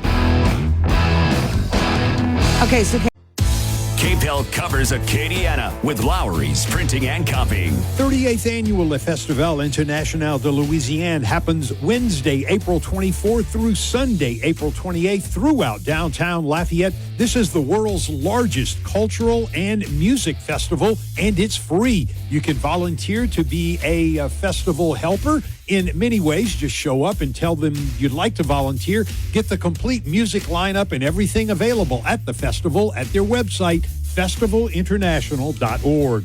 Saturday, April 27th in New Iberia, Festival of Live Oaks happens 9 a.m. to 3 p.m. at New Iberia City Park. A barbecue cook-off, train rides, petting zoo, fun jumps, and other activities for the kids. Too much to mention here. To get more details, give them a call at 337-369-2337. See you in New Iberia, Saturday, April 27th, Festival of Live Oaks. This hour brought to you by Matthew James Tax and Wealth Management. Online at MatthewJames.com. Your 24/7 news source. On air, online, and with the KPEL News app. Now the headlines from the KPEL News Center. Good morning. I'm Tracy Wertz with a look at news on this Friday, April 26th. The Louisiana House approved a budget for the next fiscal year that contains $166 million in bonus pay for teachers. According to House leaders, that equals a stipend of about $1,700. Teachers received a $2,000 stipend this year. The spending bill heads to the Senate, and they may find a way to provide more money for teacher pay. The Louisiana Illuminator reports there are about $40 million worth of pet projects in the budget proposal approved by the House. In other legislative news, the full House has approved a bill that removes the requirement that businesses provide minor workers a 20-minute break if they work for 5 consecutive hours. Opponents are concerned about overworking 16 and 17-year-olds, but Denham Springs Representative Roger Wilder says Mississippi does not have a mandatory break for minors, and there are no problems. The House approved Wilder's bill 61-37, and the measure heads to the Senate for more discussion. Governor Jeff Landry held a press conference Thursday to explain the need for a constitutional convention. Landry is pushing for a convention to be held in May, and any changes would need voter approval in November. The goal of the Constitutional Convention is to move certain sections of the Constitution into state law. Landry says these changes will hopefully result in more budget flexibility when the state is facing a deficit. Democrats say they are uncomfortable rushing into a constitutional convention without more details about what could be moved to state statute. A former St. Thomas More coach is headed to a South Florida federal prison where he will spend 10 years in sex offender rehabilitation. Angel Cardona pleaded guilty to 1 count of use of a facility to cause a minor to engage in criminal sexual activity. That sentence will be followed by 10 years of supervised release. The FBI Thursday arrested the 9th Louisiana man they believe was involved in the January 6th protest at the U.S. Capitol in Washington. Matthew Matulich of Buras was taken into custody without incident and faces numerous misdemeanor charges, including theft of government property, disorderly conduct, and demonstrating in a Capitol building. A riot broke out on January 6, 2021, as a joint session of Congress convened to ratify the electoral vote from the 2020 presidential election. A reminder that several roads in downtown Lafayette will be closed during the hours that Festival International is happening. The stages come alive at 5:30 this evening, and the festival continues throughout the day on Saturday and Sunday. For information about what you need to know before you go, head to our website or the KPEL app. The Raging Cajuns baseball team opens a 3-game Sun Belt Conference series tonight against Southern Miss at the Teague. Tonight's game begins at 6 with another game at 2 on Saturday and the final game in the series scheduled for 1 on Sunday. You can hear all of those games right here on 96.5 KPEL. That's a look at your news. I'm Tracy. A little bit of extra cloud cover out there this morning. It's not going to have a huge impact on your day, though. We do stay very dry. Temperatures are going to be in the mid-80s. We're about 85 degrees. Winds today from the south, that will be about 15 to 20 miles an hour by the afternoon. We do actually see the winds picking up over the course of the weekend. A little bit more sunshine for Saturday and Sunday. Going to be a little bit warmer out there as well. Next chance for rainfall getting in here on Monday. From the Storm Team 3 Weather Lab, I'm KTC meteorologist Daniel Phillips on News Talk 96.5 KPEL. News Talk 96.5 KPEL. Right now, traffic. Accident Ambassador Caffrey at Chemin Metairie still showing up on our board, maybe causing some slowdowns. Hopefully they move that off the roadway if they've not done so already quickly. Current temperature is 72 degrees.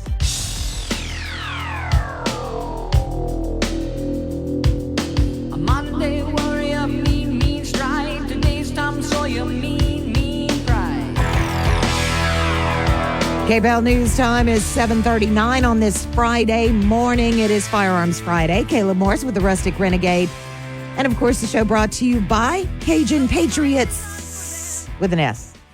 Cajun-Patriots.com if you want to read more about the products they offer, or just go into Caleb's shop because you guys have them. We sure do. We do this legally. Right.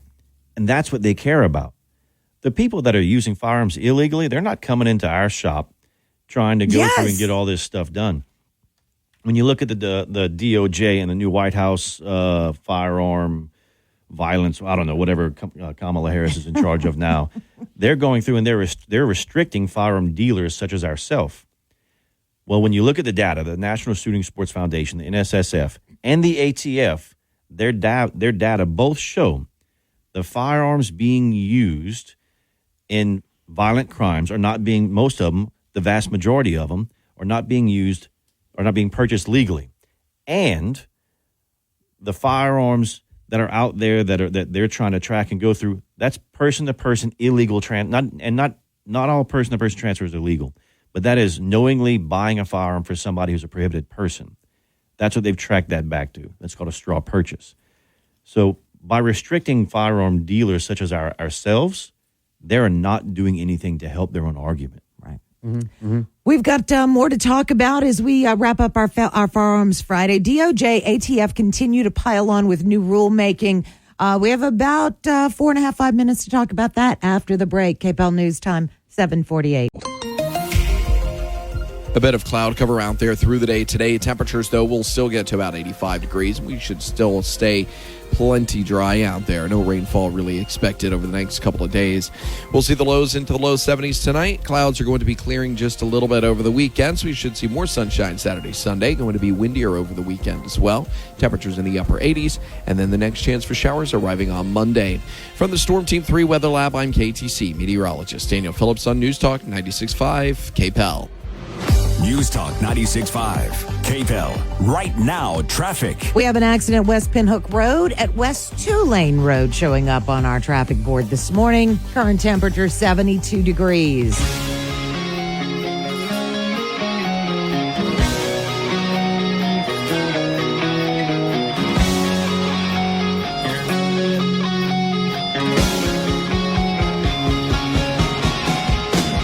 KPEL News Time is 7:52 on this Friday morning. Firearms Friday with Caleb Morris at Rustic Renegade.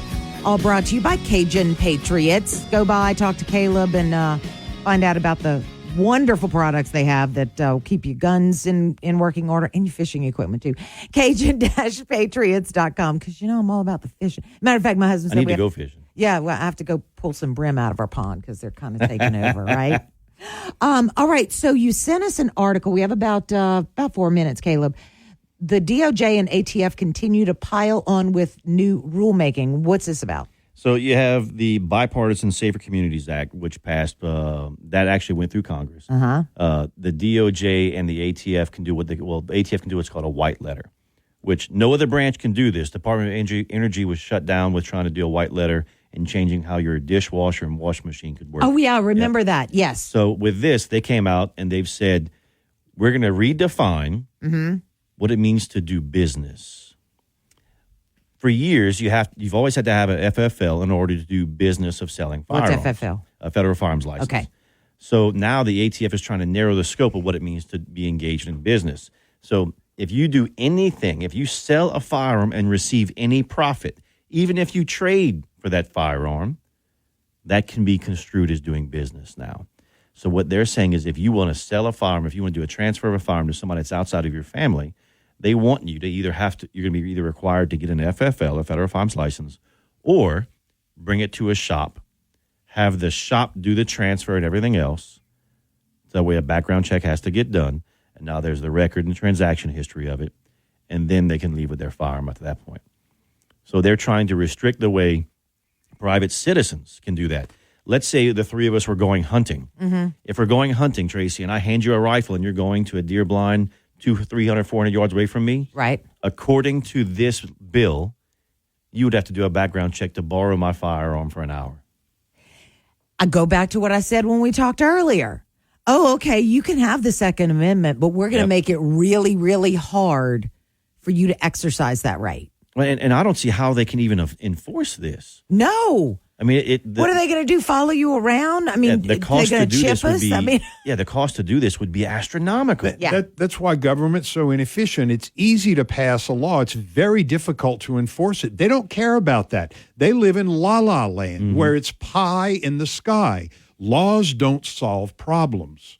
Because under President Joe Biden, and this makes Democrats very happy. And when you make Democrats or either party, if an elected official makes their base happy, then that base will continue to vote for them. So it may not even mean anything. To Mark's point, you can pass it, it's not enforced, but they're real happy that you did it. Congratulations, here's a pat on the back and a cookie. I mean, what? And one of the things that was done with this was individuals under the age of 21, and this happened about a year and a half ago. Individuals under the age of 21 go through an extended background check. So it really prolongs it and makes it longer for you to get your firearm. And look, I'm going to give a shameless plug real quick before we're out of time. Okay. My youngest son, is playing Peter Pan in Neverland at Lafayette Christian Academy of Performing Arts. They have a showing tonight at 7, and then tomorrow they have one at 3 p.m. and 7 p.m. If you're interested in doing it, we share it on our Facebook page. Or just go to Lafayette Christian Academy Performing Arts Center and go check him out. What character is he playing? He is the Pan. Oh, no kidding. No. Yes. And he's channeling his Robin Williams and Hook. Oh, we practiced crowing with this, which he's getting better. He's not very good, but it's coming along. That is so cool. And where can they can find information on your Facebook page? Yeah, on the shop's Facebook page and on my personal Facebook page, we're posting where you can get your tickets. How old is he? Lafayette Christian Academy. Yeah. How old is he? He is 14. Well, kudos. Does he have to wear tights? He's not wearing tights. Okay. He's got everything else, but not the tights. All right. Caleb, always a pleasure. Caleb Morris with the Rustic Renegade joins us for Firearms Friday, and it's brought to you by Cajun Patriots. Have a great weekend, Caleb, and we'll see you next week. KPEL News Time, 7:57. This Fox Business Report is brought to you by Walter Campbell and Deborah Pierce of Keller Williams Realty. For all of your commercial property needs, reach out to Walter and Deborah today.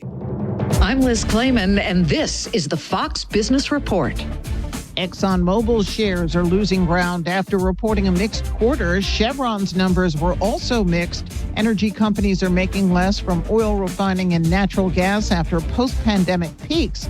Even though ExxonMobil's earnings are down more than 20% from a year ago, its profit topped $8 billion, which was its second best ever first quarter. Microsoft and Alphabet shares are higher after the tech giants reported upbeat earnings, and Alphabet revealed it will pay a dividend to shareholders for the first time Intel shares are lower after a weak forecast. Snap shares are rallying up 24%. The parent company of Snapchat reported strong sales. It's been attracting more users and is working on improving its ad business. That's your Fox Business Report. I'm Jimmy Posola. Invested in you. Something amazing is happening in education. Students are inspired and engaged. That's because school districts consulted with CDW, who designed modern classroom solutions with pre-configured HP devices, making learning more accessible, secure, and immersive. Now, when students study topics like elephants, it feels like elephants are there with them. HP and CDW. Make amazing happen. Learn more at cdw.com/HPPSG. News Talk 96.5 KPEL, Breaux Bridge, Lafayette, broadcasting from the Matthew James Tax and Wealth Management Studios. Inflation keeps creeping up as the economy slows down. I'm Dave Anthony, Fox News. We just got that update on a gauge the Federal Reserve closely tracks while continuing to wait to cut interest rates after rate hikes did bring inflation down from its peak. However, the Personal Consumption Expenditures Index shows inflation's annual rate on the way back up again. In January, you had 2.4%, February 2.5%, March going up to 2.7%. That is inflation that is not only sticky but rising. Fox Business Network's Lauren Simonetti. Former President Trump's on his way to court in New York where testimony will resume this hour. His lawyers will keep cross-examining David Pecker, former National Enquirer publisher. Pecker has told the jury about his efforts to suppress negative stories about Trump to protect his 2016 presidential bid, including paying out a $150,000 deal with former Playboy model Karen McDougal, who claimed she had an affair with Trump. Pecker never published her allegations. Fox's Chanley Painter. The former president is not charged over the McDougal payment. The falsifying records case centers on payments to adult film star Stormy Daniels to keep her affair allegations quiet. Anti-Israel anger rages on college campuses. That's at George Washington University this morning in Washington as protests continue across the country. One of the worst was Emory University in Atlanta. Some demonstrators came onto campus. They were removed using tear gas, tasers, and even some rubber bullets. Some screamed as they were carried out. Emory officials were quick to say that these protesters were not part of the campus community. They were not Emory students. They said almost all of them were outside agitators. Fox's Steve Harrigan. Secretary of State Anthony Blinken met with Chinese leader Xi Jinping today. Both say they want common ground on contentious issues. Blinken says he aired U.S. concerns about China helping Russia. Russia would struggle to sustain its assault on Ukraine without China's support. America's listening to Fox News. All right, Father's Day, graduation season right around the corner. And if you're looking for a really great, unique gift, you got to check out the personalized receiver covers from my friends at Henry Repeating Arms. Now, they're available for Henry's Golden Boy and Golden Boy Silver rifles, which come in 3 calibers, 22 LR, 22 Magnum, and 17 HMR. Just go to henryusa.com and type in personalized in your search box. Well, there you're going to find a link to the product page with step-by-step instructions. They can engrave any message that you want, up to 20 words, and the process is easy, it's simple, it's affordable, and it doesn't require a gunsmith. Check out Henry's personalized receiver covers if you're looking for a great gift for dads or grads. Make sure you get their free catalog. They mail it with free decals and a list of dealers where you live. That's henryusa.com. You get the free catalog, free decals. They have 200 rifles, shotguns, revolvers to choose from, and you're going to love this company. I know I do. What will the Supreme Court decide and when? Big questions the day after a hearing to consider former President Trump's claim he should be immune from prosecution over official acts taken while in office as he challenges the federal 2020 election-related criminal case. Some justices seemed skeptical, like Elena Kagan. Wasn't the whole point that the president was not a monarch and the president was not supposed to be above the law? But Justice Brett Kavanaugh said, this case has huge implications for the presidency, for the future of the presidency, for the future of the country. The attorney for former President Trump contends without blanket immunity, a president won't be able to make bold and fearless action when it's most needed. But the lawyer for the Justice Department warned against creating a new presidential power. Justices appeared to search for a middle ground, distinguishing between official acts and personal acts. In Washington, Jared Halpern, Fox News. Now a court case involving the use of AI at a school in Maryland where an athletic director is accused of trying to take down the principal. Police say Dazon Darien faked the voice of Pikesville High School's principal after he got word his contract would not be renewed. Darien is accused of using artificial intelligence to create the audio recording that included racist and anti-Semitic comments. Baltimore County Public Schools Superintendent Miriam Rogers says when the recording emerged, they knew they had a problem on their hands. We made it clear that we couldn't attest to the veracity of the recording. We asked everyone not to rush to judgment. But the clip spread quickly on social media, resulting in a flood of hate-filled responses and phone calls to the high school office. Darien is in custody and charged with theft, stalking, and retaliating against a witness. Tom Rigotti, Fox News. On Wall Street, stock futures rising after that inflation report. The NFL draft started last night. The Chicago Bears picked Caleb Williams, quarterback, as number 1. Washington took another quarterback second, Jaden Daniels. There were 6 of the first 12 picks were quarterbacks. I'm Dave Anthony. This is Fox News. Your 24/7 news source, on air, online, and with the Cape Hill News app. Now the headlines from the Cape Hill News Center. Good morning. I'm Tracy Wirtz with a look at news on this Friday, April 26th. The Louisiana House approved a budget for the next fiscal year that contains $166 million in bonus pay for teachers. According to House leaders, that equals a stipend of about $1,700. Teachers received a $2,000 stipend this year.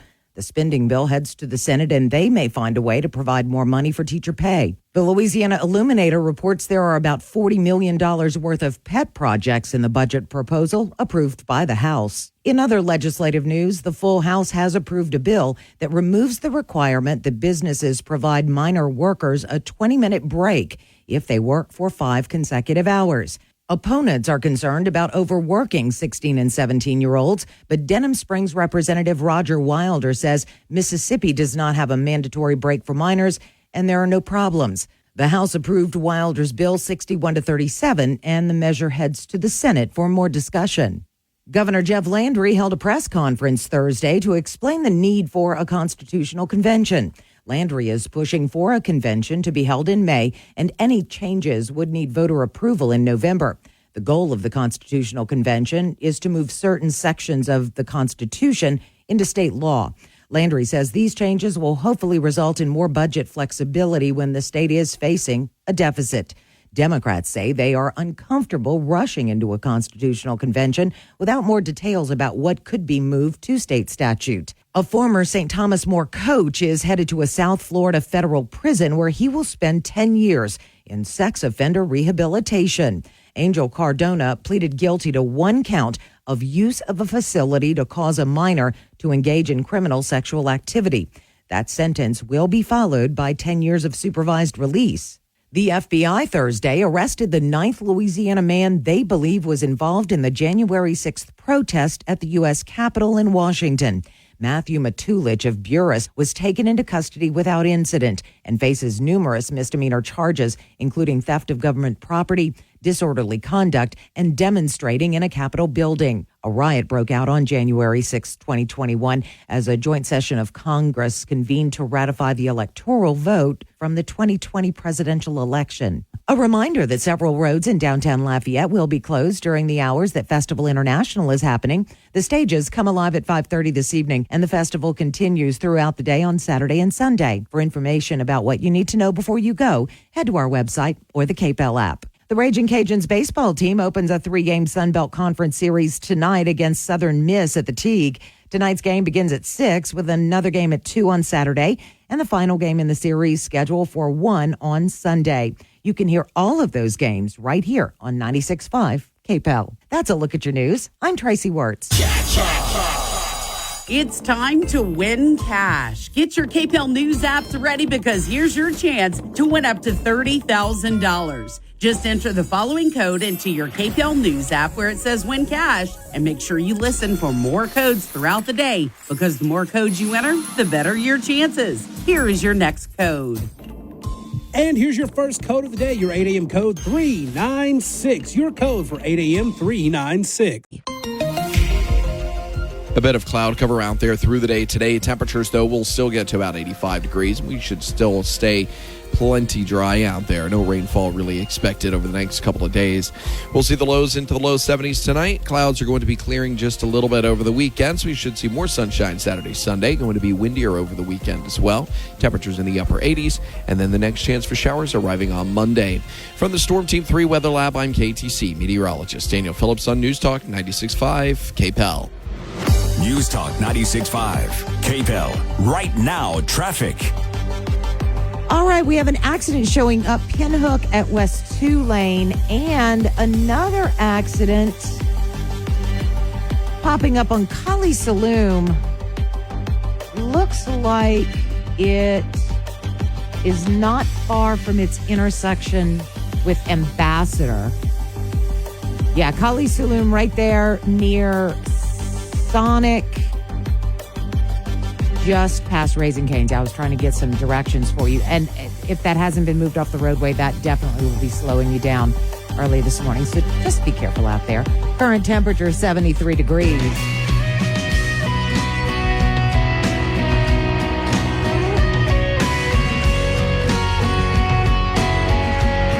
KPEL News Time is 8:12 on this Friday morning. Happy Friday, happy festival, and Daniel Phillips joining me. Good morning, Daniel. Good morning. Happy Friday. Thank you. Happy Friday to you. Big festival Friday. Yeah.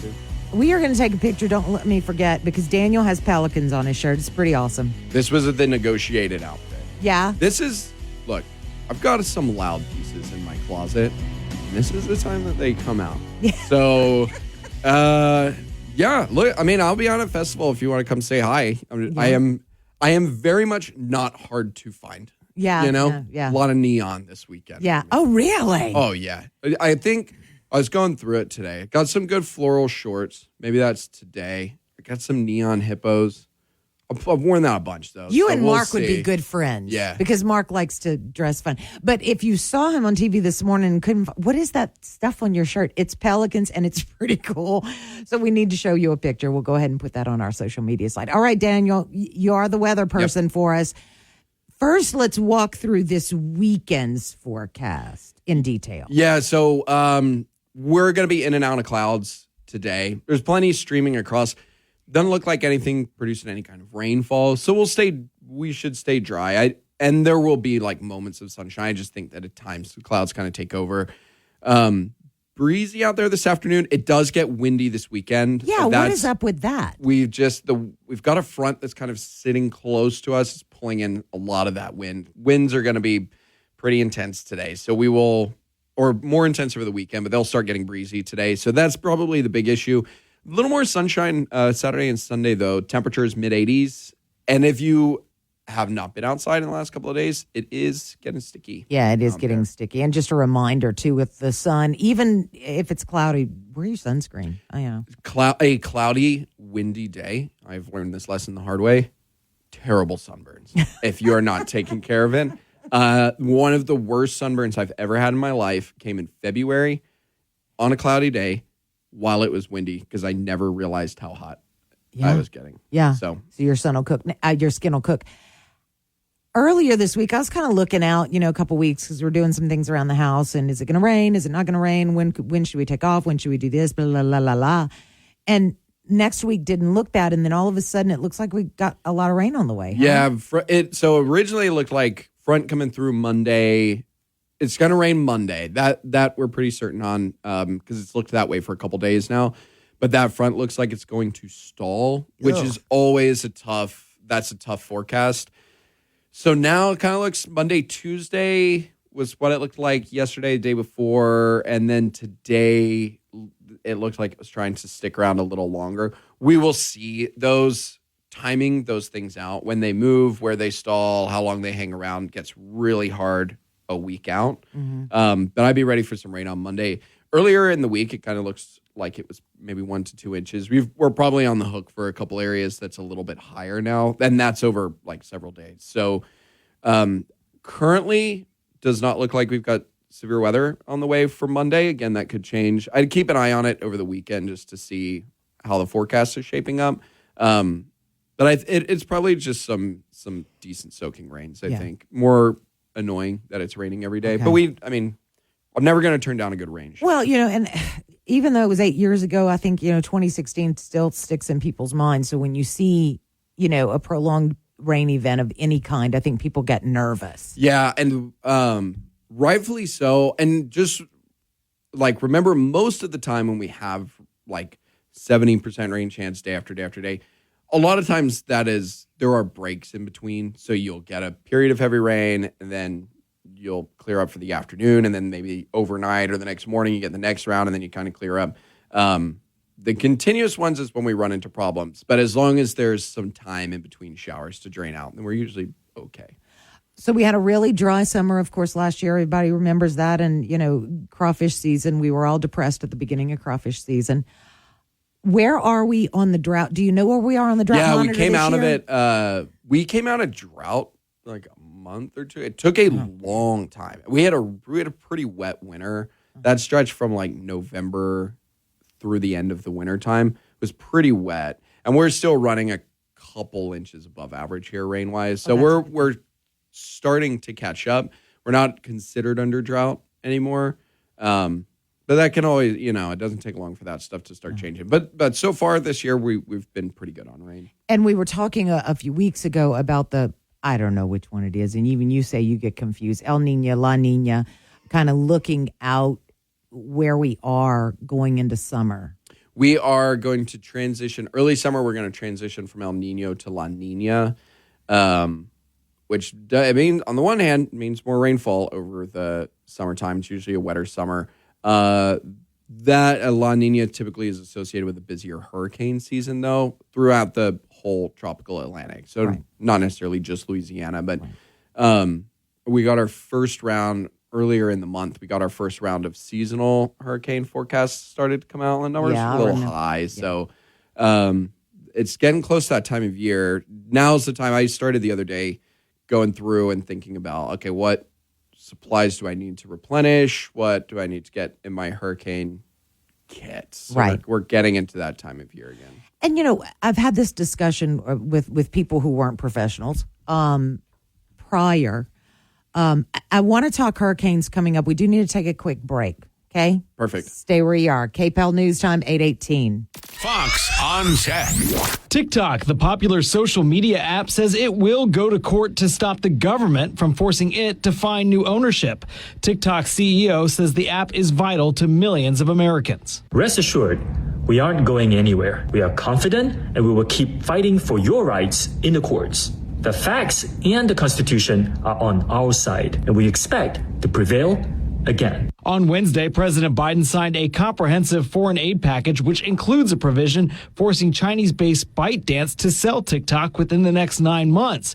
Virginia Senator Mark Warner says Congress acted to protect national security. Absolutely. It is not a ban. It is saying that a enterprise that literally potentially collects 170 million Americans' data and has the potential to influence what you see in a way of foreign interference, I believe is a national security threat. With Fox on Tech, Mark Meredith, Fox News. Prime Energy Solutions is currently offering a free 10-year warranty on air-cooled Kohler generators from now until May 10th. Purchase a home generator from Prime Energy Solutions and never worry about losing power again. Call them for more information or go to primeenergysolutions.com.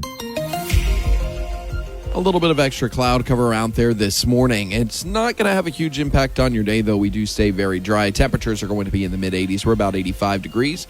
Winds today from the south, that will be about 15 to 20 miles an hour by the afternoon. We do actually see the winds picking up over the course of the weekend. A little bit more sunshine for Saturday and Sunday. Going to be a little bit warmer out there as well. Next chance for rainfall getting in here on Monday. From the Storm Team 3 Weather Lab, I'm KTC meteorologist Daniel Phillips on News Talk 96.5 KPEL.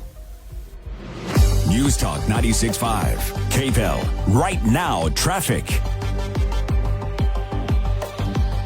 We've got an accident field span at Ridge, just outside the Lafayette city limits. Also, 2500 Colley Saloon. That is right near the Sonic on Colley Saloon, not far from its intersection with Ambassador. And still showing that accident, West Pinhook at West Two-Lane Road. So be careful in all those areas. Sun shining and with some clouds, 73 degrees.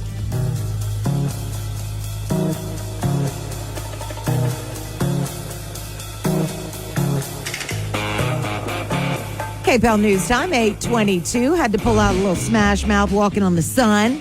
KTC meteorologist Daniel Phillips joining us this morning. And before the break, we were talking, Daniel, we kind of started a discussion about hurricanes. And we've seen the number increase. And I'm not going to say argument because I don't really have an argument, but my observation has been that may be a function of today's technology. You guys have a lot more tools at your fingertips that can see farther, all of these kind of things. That's been my contention. Yeah. What say you, Daniel? There is a bit of that. Certainly. There are storms that happen now that get names that 50 years ago, they would have just been in the Atlantic, and unless a ship bumped into it, we would have had no idea that it was there. Now, there are some outlier seasons, as recently 2020, which we all remember that goes beyond just having a few more satellites out there. That was a very intense year. 2005 was similar to that. Yeah, I remember that. As well. I think, and this is what we were talking about in the break, I think the issue when you talk about the way hurricanes have changed over the last 15, 20 years has been not necessarily the number, but it is the way they have behaved and the way they have intensified feels different now than it did even 10, 15 years ago. You brought up Harvey. Explain, talk about that. I think I will remember Harvey for the rest of my life because it intensified with such speed and got to such extreme levels that it always stuck with me. And then the following year, I noticed there was another storm that behaved that way. And I would have to go back through Wikipedia and dig out all the names of these because some have hit Florida, some have hit Texas, some have hit us, unfortunately. Right. But it has seemed like ever since then, and I've talked with other meteorologists who work on the Gulf Coast too, who have said the same thing. Ever since Harvey, it feels like we are getting more of these storms that you wake up and it's one thing, and when you go to bed, it is a whole new category of threat that you're looking at, right? Which makes intensity forecasting has always been hard, and now you're trying to factor that in, and it is a huge challenge. I remember, and we talked about this too. I remember in whatever year it was. I'm not going to remember the right year off the top of my head. I was in radio, and it was Hurricane Lily. Those of you who are around my age and lived in Acadiana will remember that, and that storm, in my recollection, was the first one that just really got my attention. I remember several before that, but, not on my radar. Those memories aren't burned into my brain. I was working in radio at the time, and it was strong. And so a few of us said, okay, we're going to go take a nap. It was later at night or whatever, and we'll come back and kind of track it, monitor it. Because this was before the days of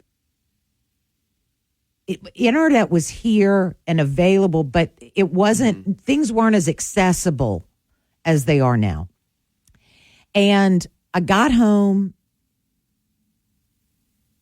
I went to bed for a quote unquote nap, and my partner called me and he said, you need to get back here right now. It's up to a Cat 3 or something, and it's speeding up. Well, it's midnight or whatever. I'm flying out the house and got to work. We watched it. At the time we were an affiliate of the actual National Weather Service, and they would call in updates, and they were calling in updates every hour at this point. And all of a sudden it dropped from a 3 to a 1. And it still caused some damage, but we were all breathing a sigh of relief that it wasn't any worse. You're saying that you're seeing the reverse happening now. And it's, and I can't remember. So a similar story was 2006 for us in Pensacola. It was Hurricane Dennis. This is going to be huge. And then right at the end, it kind of fell apart. And there's you can always go back and kind of find what happened. But I can't remember the last time I've seen a storm do that. And now what you're seeing is, and usually when you talk about like the average life cycle of a storm, comes up and it starts to weaken as it gets a little more interaction with land and stuff. But what we have seen over the last, again, going back since Harvey, so we're talking about almost 7 years now. Right. These things will intensify all the way up until they hit land. And that was something, you always had outliers like Hurricane Camille, Hurricane Audrey, the big ones, but it was not happening every year. And it seems like that's why folks that I have talked to, it just feels like Hurricane Harvey was the signal of something different. And I think that's why that storm is going to stick with me forever. And every year we have seen storms behave like that. All right, we're going to take a quick break and be back. We got some local news to do. KPEL News Time, 8:29. Have you made it by Louise Lane Boutique in Scott? You need to go by Apollo Road right next to State Farm. And when you walk in the door, if you've never been, when you walk in the door, the first thing that will hit you is color. The store is absolutely beautiful, but all of the colors of all of the different styles of clothing they have will put a smile on your face. It is festival weekend. And ladies, if you want to just wear a nice, comfortable sundress that makes you feel good, but also offers all that room for you to dance, go by Louise Lane. They have a fantastic selection. It is absolutely adorable. And when I say adorable, I don't just mean for the 20-somethings. I mean, yes, you, ladies of a certain age, like me, go by Louise Lane Boutique. You can get a nice outfit to wear for festival. You can even get the shoes to go with it, the earrings. You can look fantastic and be comfortable. Louise Lane Boutique. Don't forget, too, Mother's Day is just around the corner, just a few weeks away. And if you need a gift for Mother's Day, they have several gift options: Sweet Grace, Greenleaf, Acadiana Pride, Bourbon Royal collections. You will be amazed at the different things you can find that will make mom smile this Mother's Day. Go by Louise Lane Boutique today. They're on Apollo Road right next to State Farm in Scott. You can also visit them online at louiselaneboutique.com or check them out on social media. When you go in, tell them Tracy said to let them dress you. I promise they'll do a fantastic job. And tell Virginia and Stacy I said hi. Louise Lane Boutique. Bikers Against Child Abuse, BACA, exists with the intent to create a safer environment for abused children. We exist as a body of bikers to empower children to not feel afraid of the world in which they live. We stand ready to lend support to our wounded friends by involving them with an established, united organization. If you'd like to know more about BACA, please visit our website at bacaworld.org or call 1-866-71-ABUSE.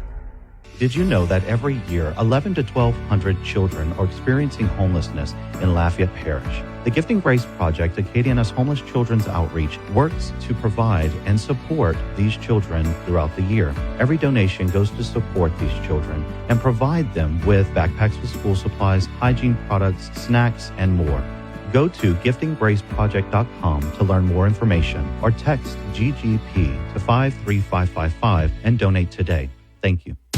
KPEL covers Acadiana with Lowry's Printing and Copying. 38th Annual Le Festival International de Louisiane happens Wednesday, April 24th through Sunday, April 28th throughout downtown Lafayette. This is the world's largest cultural and music festival, and it's free. You can volunteer to be a festival helper in many ways. Just show up and tell them you'd like to volunteer. Get the complete music lineup and everything available at the festival at their website, festivalinternational.org. Saturday, April 27th in New Iberia, Festival of Live Oaks happens 9 a.m. to 3 p.m. at New Iberia City Park. A barbecue cook-off, train rides, petting zoo, fun jumps, and other activities for the kids. Too much to mention here. To get more details, give them a call at 337-369-2337. See you in New Iberia, Saturday, April 27th, Festival of Live Oaks. This hour brought to you by Matthew James Tax and Wealth Management. Online at MatthewJames.com. Your 24/7 news source, on air, online, and with the KPEL News app. Now the headlines from the KPEL News Center. Good morning. I'm Tracy Wertz with a look at news on this Friday, April 26th. The Louisiana House approved a budget for the next fiscal year that contains $166 million in bonus pay for teachers. According to House leaders, that equals a stipend of about $1,700. Teachers received a $2,000 stipend this year. The spending bill heads to the Senate, and they may find a way to provide more money for teacher pay. The Louisiana Illuminator reports there are about $40 million worth of pet projects in the budget proposal approved by the House. In other legislative news, the full House has approved a bill that removes the requirement that businesses provide minor workers a 20-minute break if they work for 5 consecutive hours. Opponents are concerned about overworking 16 and 17-year-olds, but Denham Springs Representative Roger Wilder says Mississippi does not have a mandatory break for minors, and there are no problems. The House approved Wilder's bill 61-37, and the measure heads to the Senate for more discussion. Governor Jeff Landry held a press conference Thursday to explain the need for a constitutional convention. Landry is pushing for a convention to be held in May, and any changes would need voter approval in November. The goal of the Constitutional Convention is to move certain sections of the Constitution into state law. Landry says these changes will hopefully result in more budget flexibility when the state is facing a deficit. Democrats say they are uncomfortable rushing into a constitutional convention without more details about what could be moved to state statute. A former St. Thomas More coach is headed to a South Florida federal prison where he will spend 10 years in sex offender rehabilitation. Angel Cardona pleaded guilty to 1 count of use of a facility to cause a minor to engage in criminal sexual activity. That sentence will be followed by 10 years of supervised release. The FBI Thursday arrested the 9th Louisiana man they believe was involved in the January 6th protest at the U.S. Capitol in Washington. Matthew Matulich of Buras was taken into custody without incident and faces numerous misdemeanor charges, including theft of government property, disorderly conduct, and demonstrating in a Capitol building. A riot broke out on January 6, 2021, as a joint session of Congress convened to ratify the electoral vote from the 2020 presidential election. Cardell Hayes was sentenced to 25 years in prison on Thursday. It is his second sentencing in the 2016 fatal shooting of retired NFL star Will Smith after a road rage incident. A jury voted 10-2 to convict Hayes in December of 2016. But that verdict was thrown out when non-unanimous jury decisions were ruled unconstitutional in Louisiana. A reminder that several roads in downtown Lafayette will be closed during the hours that Festival International is happening. The stages come alive at 5:30 this evening, and the festival continues throughout the day on Saturday and Sunday. For information about what you need to know before you go, head to our website or the KPEL app. LCG and Keep Lafayette Beautiful are hosting their annual Paper Shredding Day tomorrow from 9 to noon at the Robichaux Center. Residents of Lafayette and the unincorporated areas can have confidential documents shredded to protect their personal information and reduce the risk of identity theft. Each household is limited to 3 kitchen-sized garbage bags. In Iberia Parish, residents can drop off household waste products tomorrow morning from 9 to noon in the courthouse parking lot on the corner of Pershing and Providence Streets. You must present ID showing you are a resident of the parish, and specific items will and won't be accepted. For that list, visit the Iberia Parish government's website. The Raging Cajuns baseball team opens a 3-game Sun Belt Conference series tonight against Southern Miss at the Teague. Tonight's game begins at 6 with another game at 2 on Saturday, and the final game in the series scheduled for 1 on Sunday. You can hear all of those games right here on 96.5 KPEL. That's a look at your news. I'm Tracy Ward. A bit of cloud cover out there through the day today. Temperatures, though, will still get to about 85 degrees. We should still stay plenty dry out there. No rainfall really expected over the next couple of days. We'll see the lows into the low 70s tonight. Clouds are going to be clearing just a little bit over the weekend, so we should see more sunshine Saturday, Sunday. Going to be windier over the weekend as well. Temperatures in the upper 80s, and then the next chance for showers arriving on Monday. From the Storm Team 3 Weather Lab, I'm KTC meteorologist Daniel Phillips on News Talk 96.5 KPEL. News Talk 96.5 KPEL. Right now, traffic. Accident Southfield Span and Ridge Road in Lafayette, so be careful there. Kali Saloom Road, the 2500 block, that's right near Sonic. In that area around, that's just, I don't know which direction, but it's just off of where Ambassador and Kali Saloom meet. And West Pinhook Road at West 2 Lane, another accident. Be careful in those areas. Hopefully they've been moved off the roadway. Current temperature 73 degrees.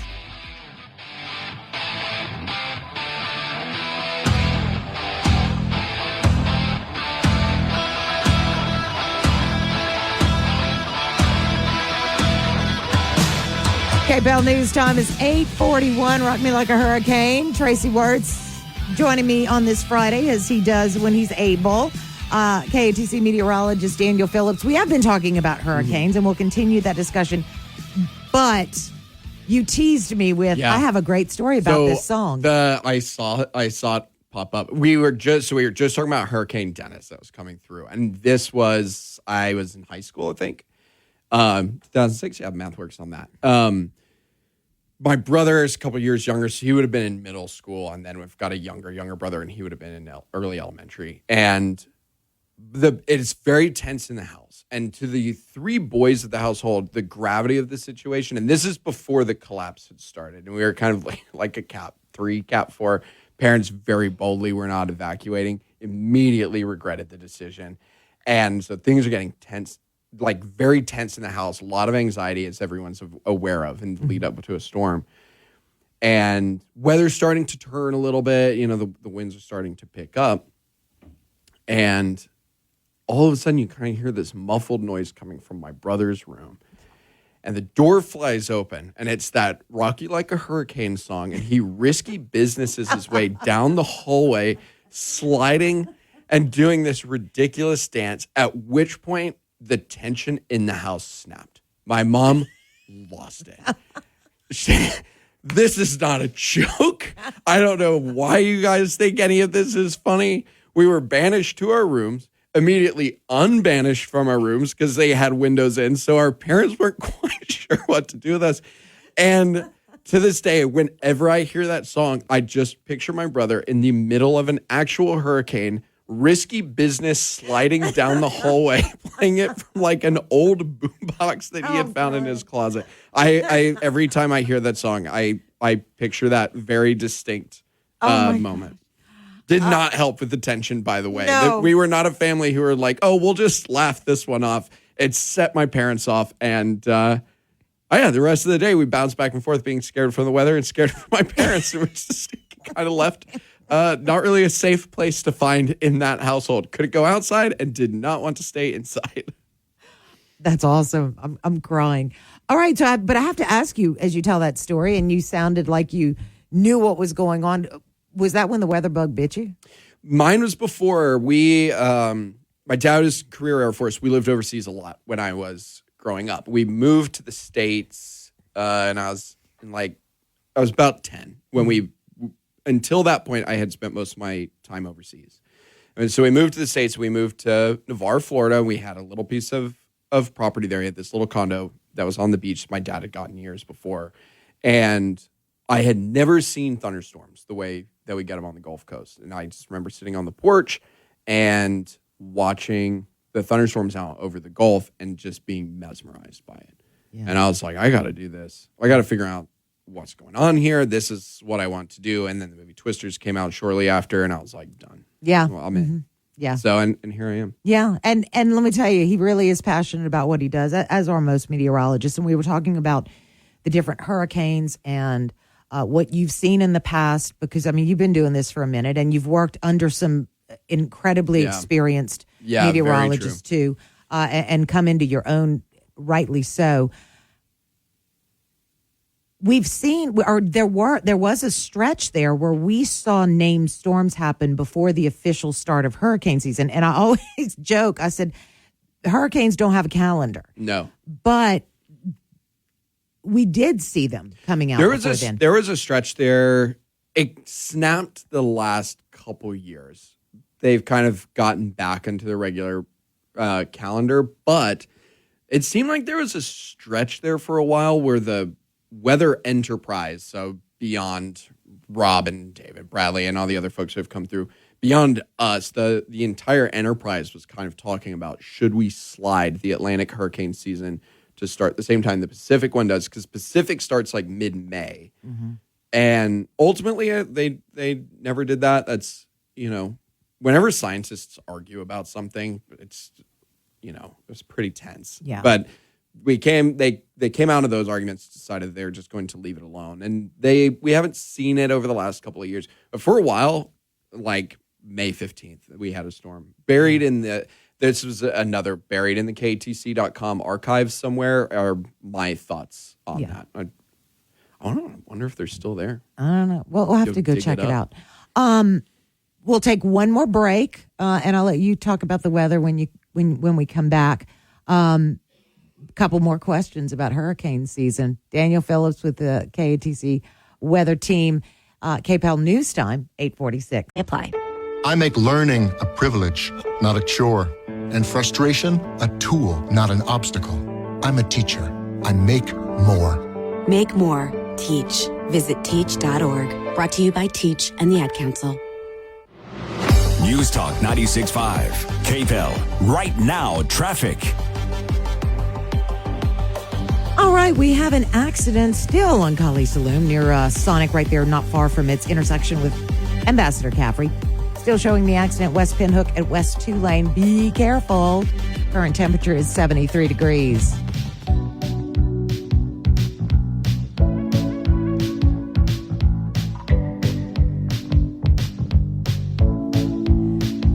KPEL News Time is 8:50, Friday, April the 26th. Tracy Wirtz joining you, and joining us in studio is KATC meteorologist Daniel Phillips. And we've been having a very, to me, interesting discussion about hurricanes. Of course, I'm a weather geek, and thankfully, my weather friends let me geek out with them. It's just nice to have someone to talk to about it. Yeah. Sometimes you get going, just kind of glazed eyes, and they're like, okay, man, I'm just trying to go about my day. Please leave me alone.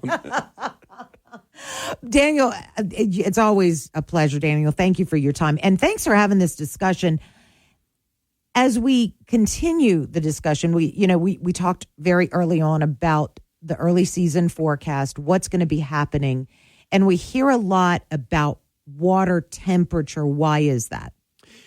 It's the big, it's the big fuel maker. Warmer temperatures, typically stronger storms. It's what they need to sustain themselves. And it's why the Gulf of Mexico produces so many of these. Water gets so warm and warm deep from surface, down to the bottom. It stays warm. So there's a big pool for it to pull from. And so when these seasonal forecasts come out, it's not the only factor, but it's a big factor in what goes into it. And all winter long, the Atlantic has shattered records. It is the hottest it has ever been. And it has consecutively stayed that way. It's been record after record after record, which is why when you see these seasonal forecasts, those numbers are very high. Now, is it, when you talk about water temperature, that is directly related to intensity, but is it related to formation? Not necessarily. It can be. Because you're not going to get a storm that forms under a bunch of cold water. So you do need the warmer water to get them going.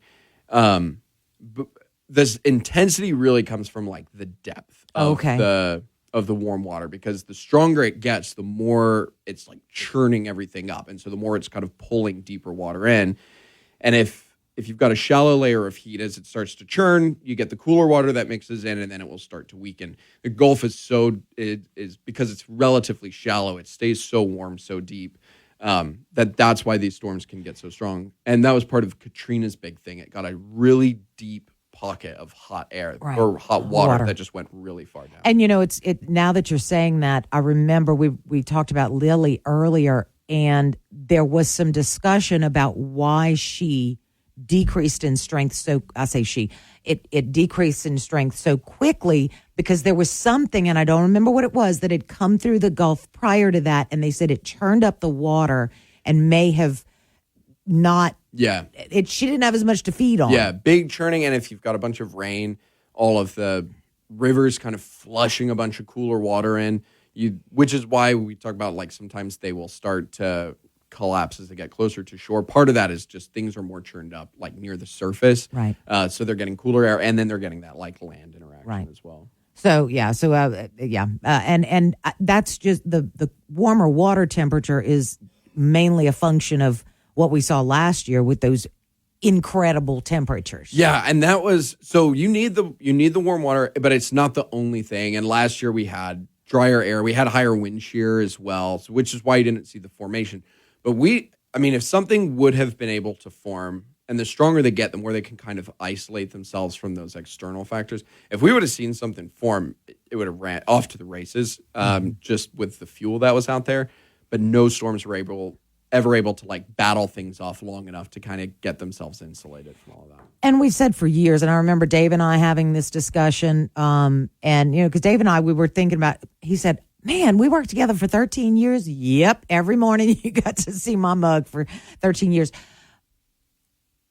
And if you look back at last year or maybe the year before, as opposed to 2020 when we saw Laura and Delta and those, we didn't have bad hurricane seasons. We may not have, but the numbers may. Yeah. And that's the thing. And that stretch I was talking about from Harvey and to where we are today, a lot of that was kind of happening Texas, Florida, and some of the worst storms that have hit the Gulf Coast of the last couple of years have like narrowly avoided us.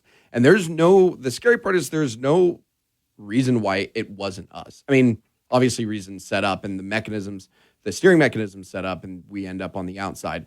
But like as an overall picture, any one of those storms, it could have come right through Lafayette. Right. And look, we have watched ourselves be on just the edge. I mean, I think about Laura and how close that came. Yeah. And then even Delta, those came so close. And we've talked over the years. I've asked questions. Obviously, I ask a lot of questions about those sort of things. And it gets right down to the wire, and that's why they say don't follow the line. Yeah. Honestly, it just boils down to luck. I mean, divine providence, whatever you want to attribute it to, that's pretty much why we've missed some of these things. Yeah. And I know that we have only a few seconds, but I do know that the cone, the way that it looks this year may be a little bit different. Yeah, they're trying to get rid of the line because so many people focused on the center line. I think that there's talks, just get rid of the line and then just look at the cone. Yeah, because I think that does send people into a panic. So that's probably not a bad thing. Yeah. And it has to do with the way the storm surge and those sorts of things. There's actually an article about it on our website. Daniel, always a pleasure. We have to get a picture of your Pelican shirt before you leave, too. KPEL News Time is 8:56. Current temperature 73 degrees. Have a great weekend. Thank you so much for joining us on this Friday, and God bless. The Fox Business Report is brought to you by Gulf Coast Bank, your local community bank. Whether your financial needs are for an individual, a business, or for the whole family, Gulf Coast Bank has the knowledge and products to serve you best. With 9 convenient locations throughout Acadiana, you're never far from a friendly Gulf Coast Bank associate. I'm Elizabeth McDonald, and this is the Fox Business Report. Prices rose more than expected on an annual basis last month. The Personal Consumption Expenditures Index and inflation reading rose 2.7% for the year ending in March, up 2.8% for the year excluding food and energy. The monthly increases were in line with expectations, up 0.3%. That matches the previous month. Also, Americans were making a little more last month. Incomes rose 0.5%, spending up 0.8%. Wall Street's also looking at better than expected earnings from Microsoft and from Alphabet, parent of Google, and Alphabet will pay a dividend for the first time. Colgate-Palmolive says people were buying more of its products in the recent quarter, even though prices were higher. Its earnings were better than expected. That's your Fox Business Report. I'm Ginny Cosolda, invested in you.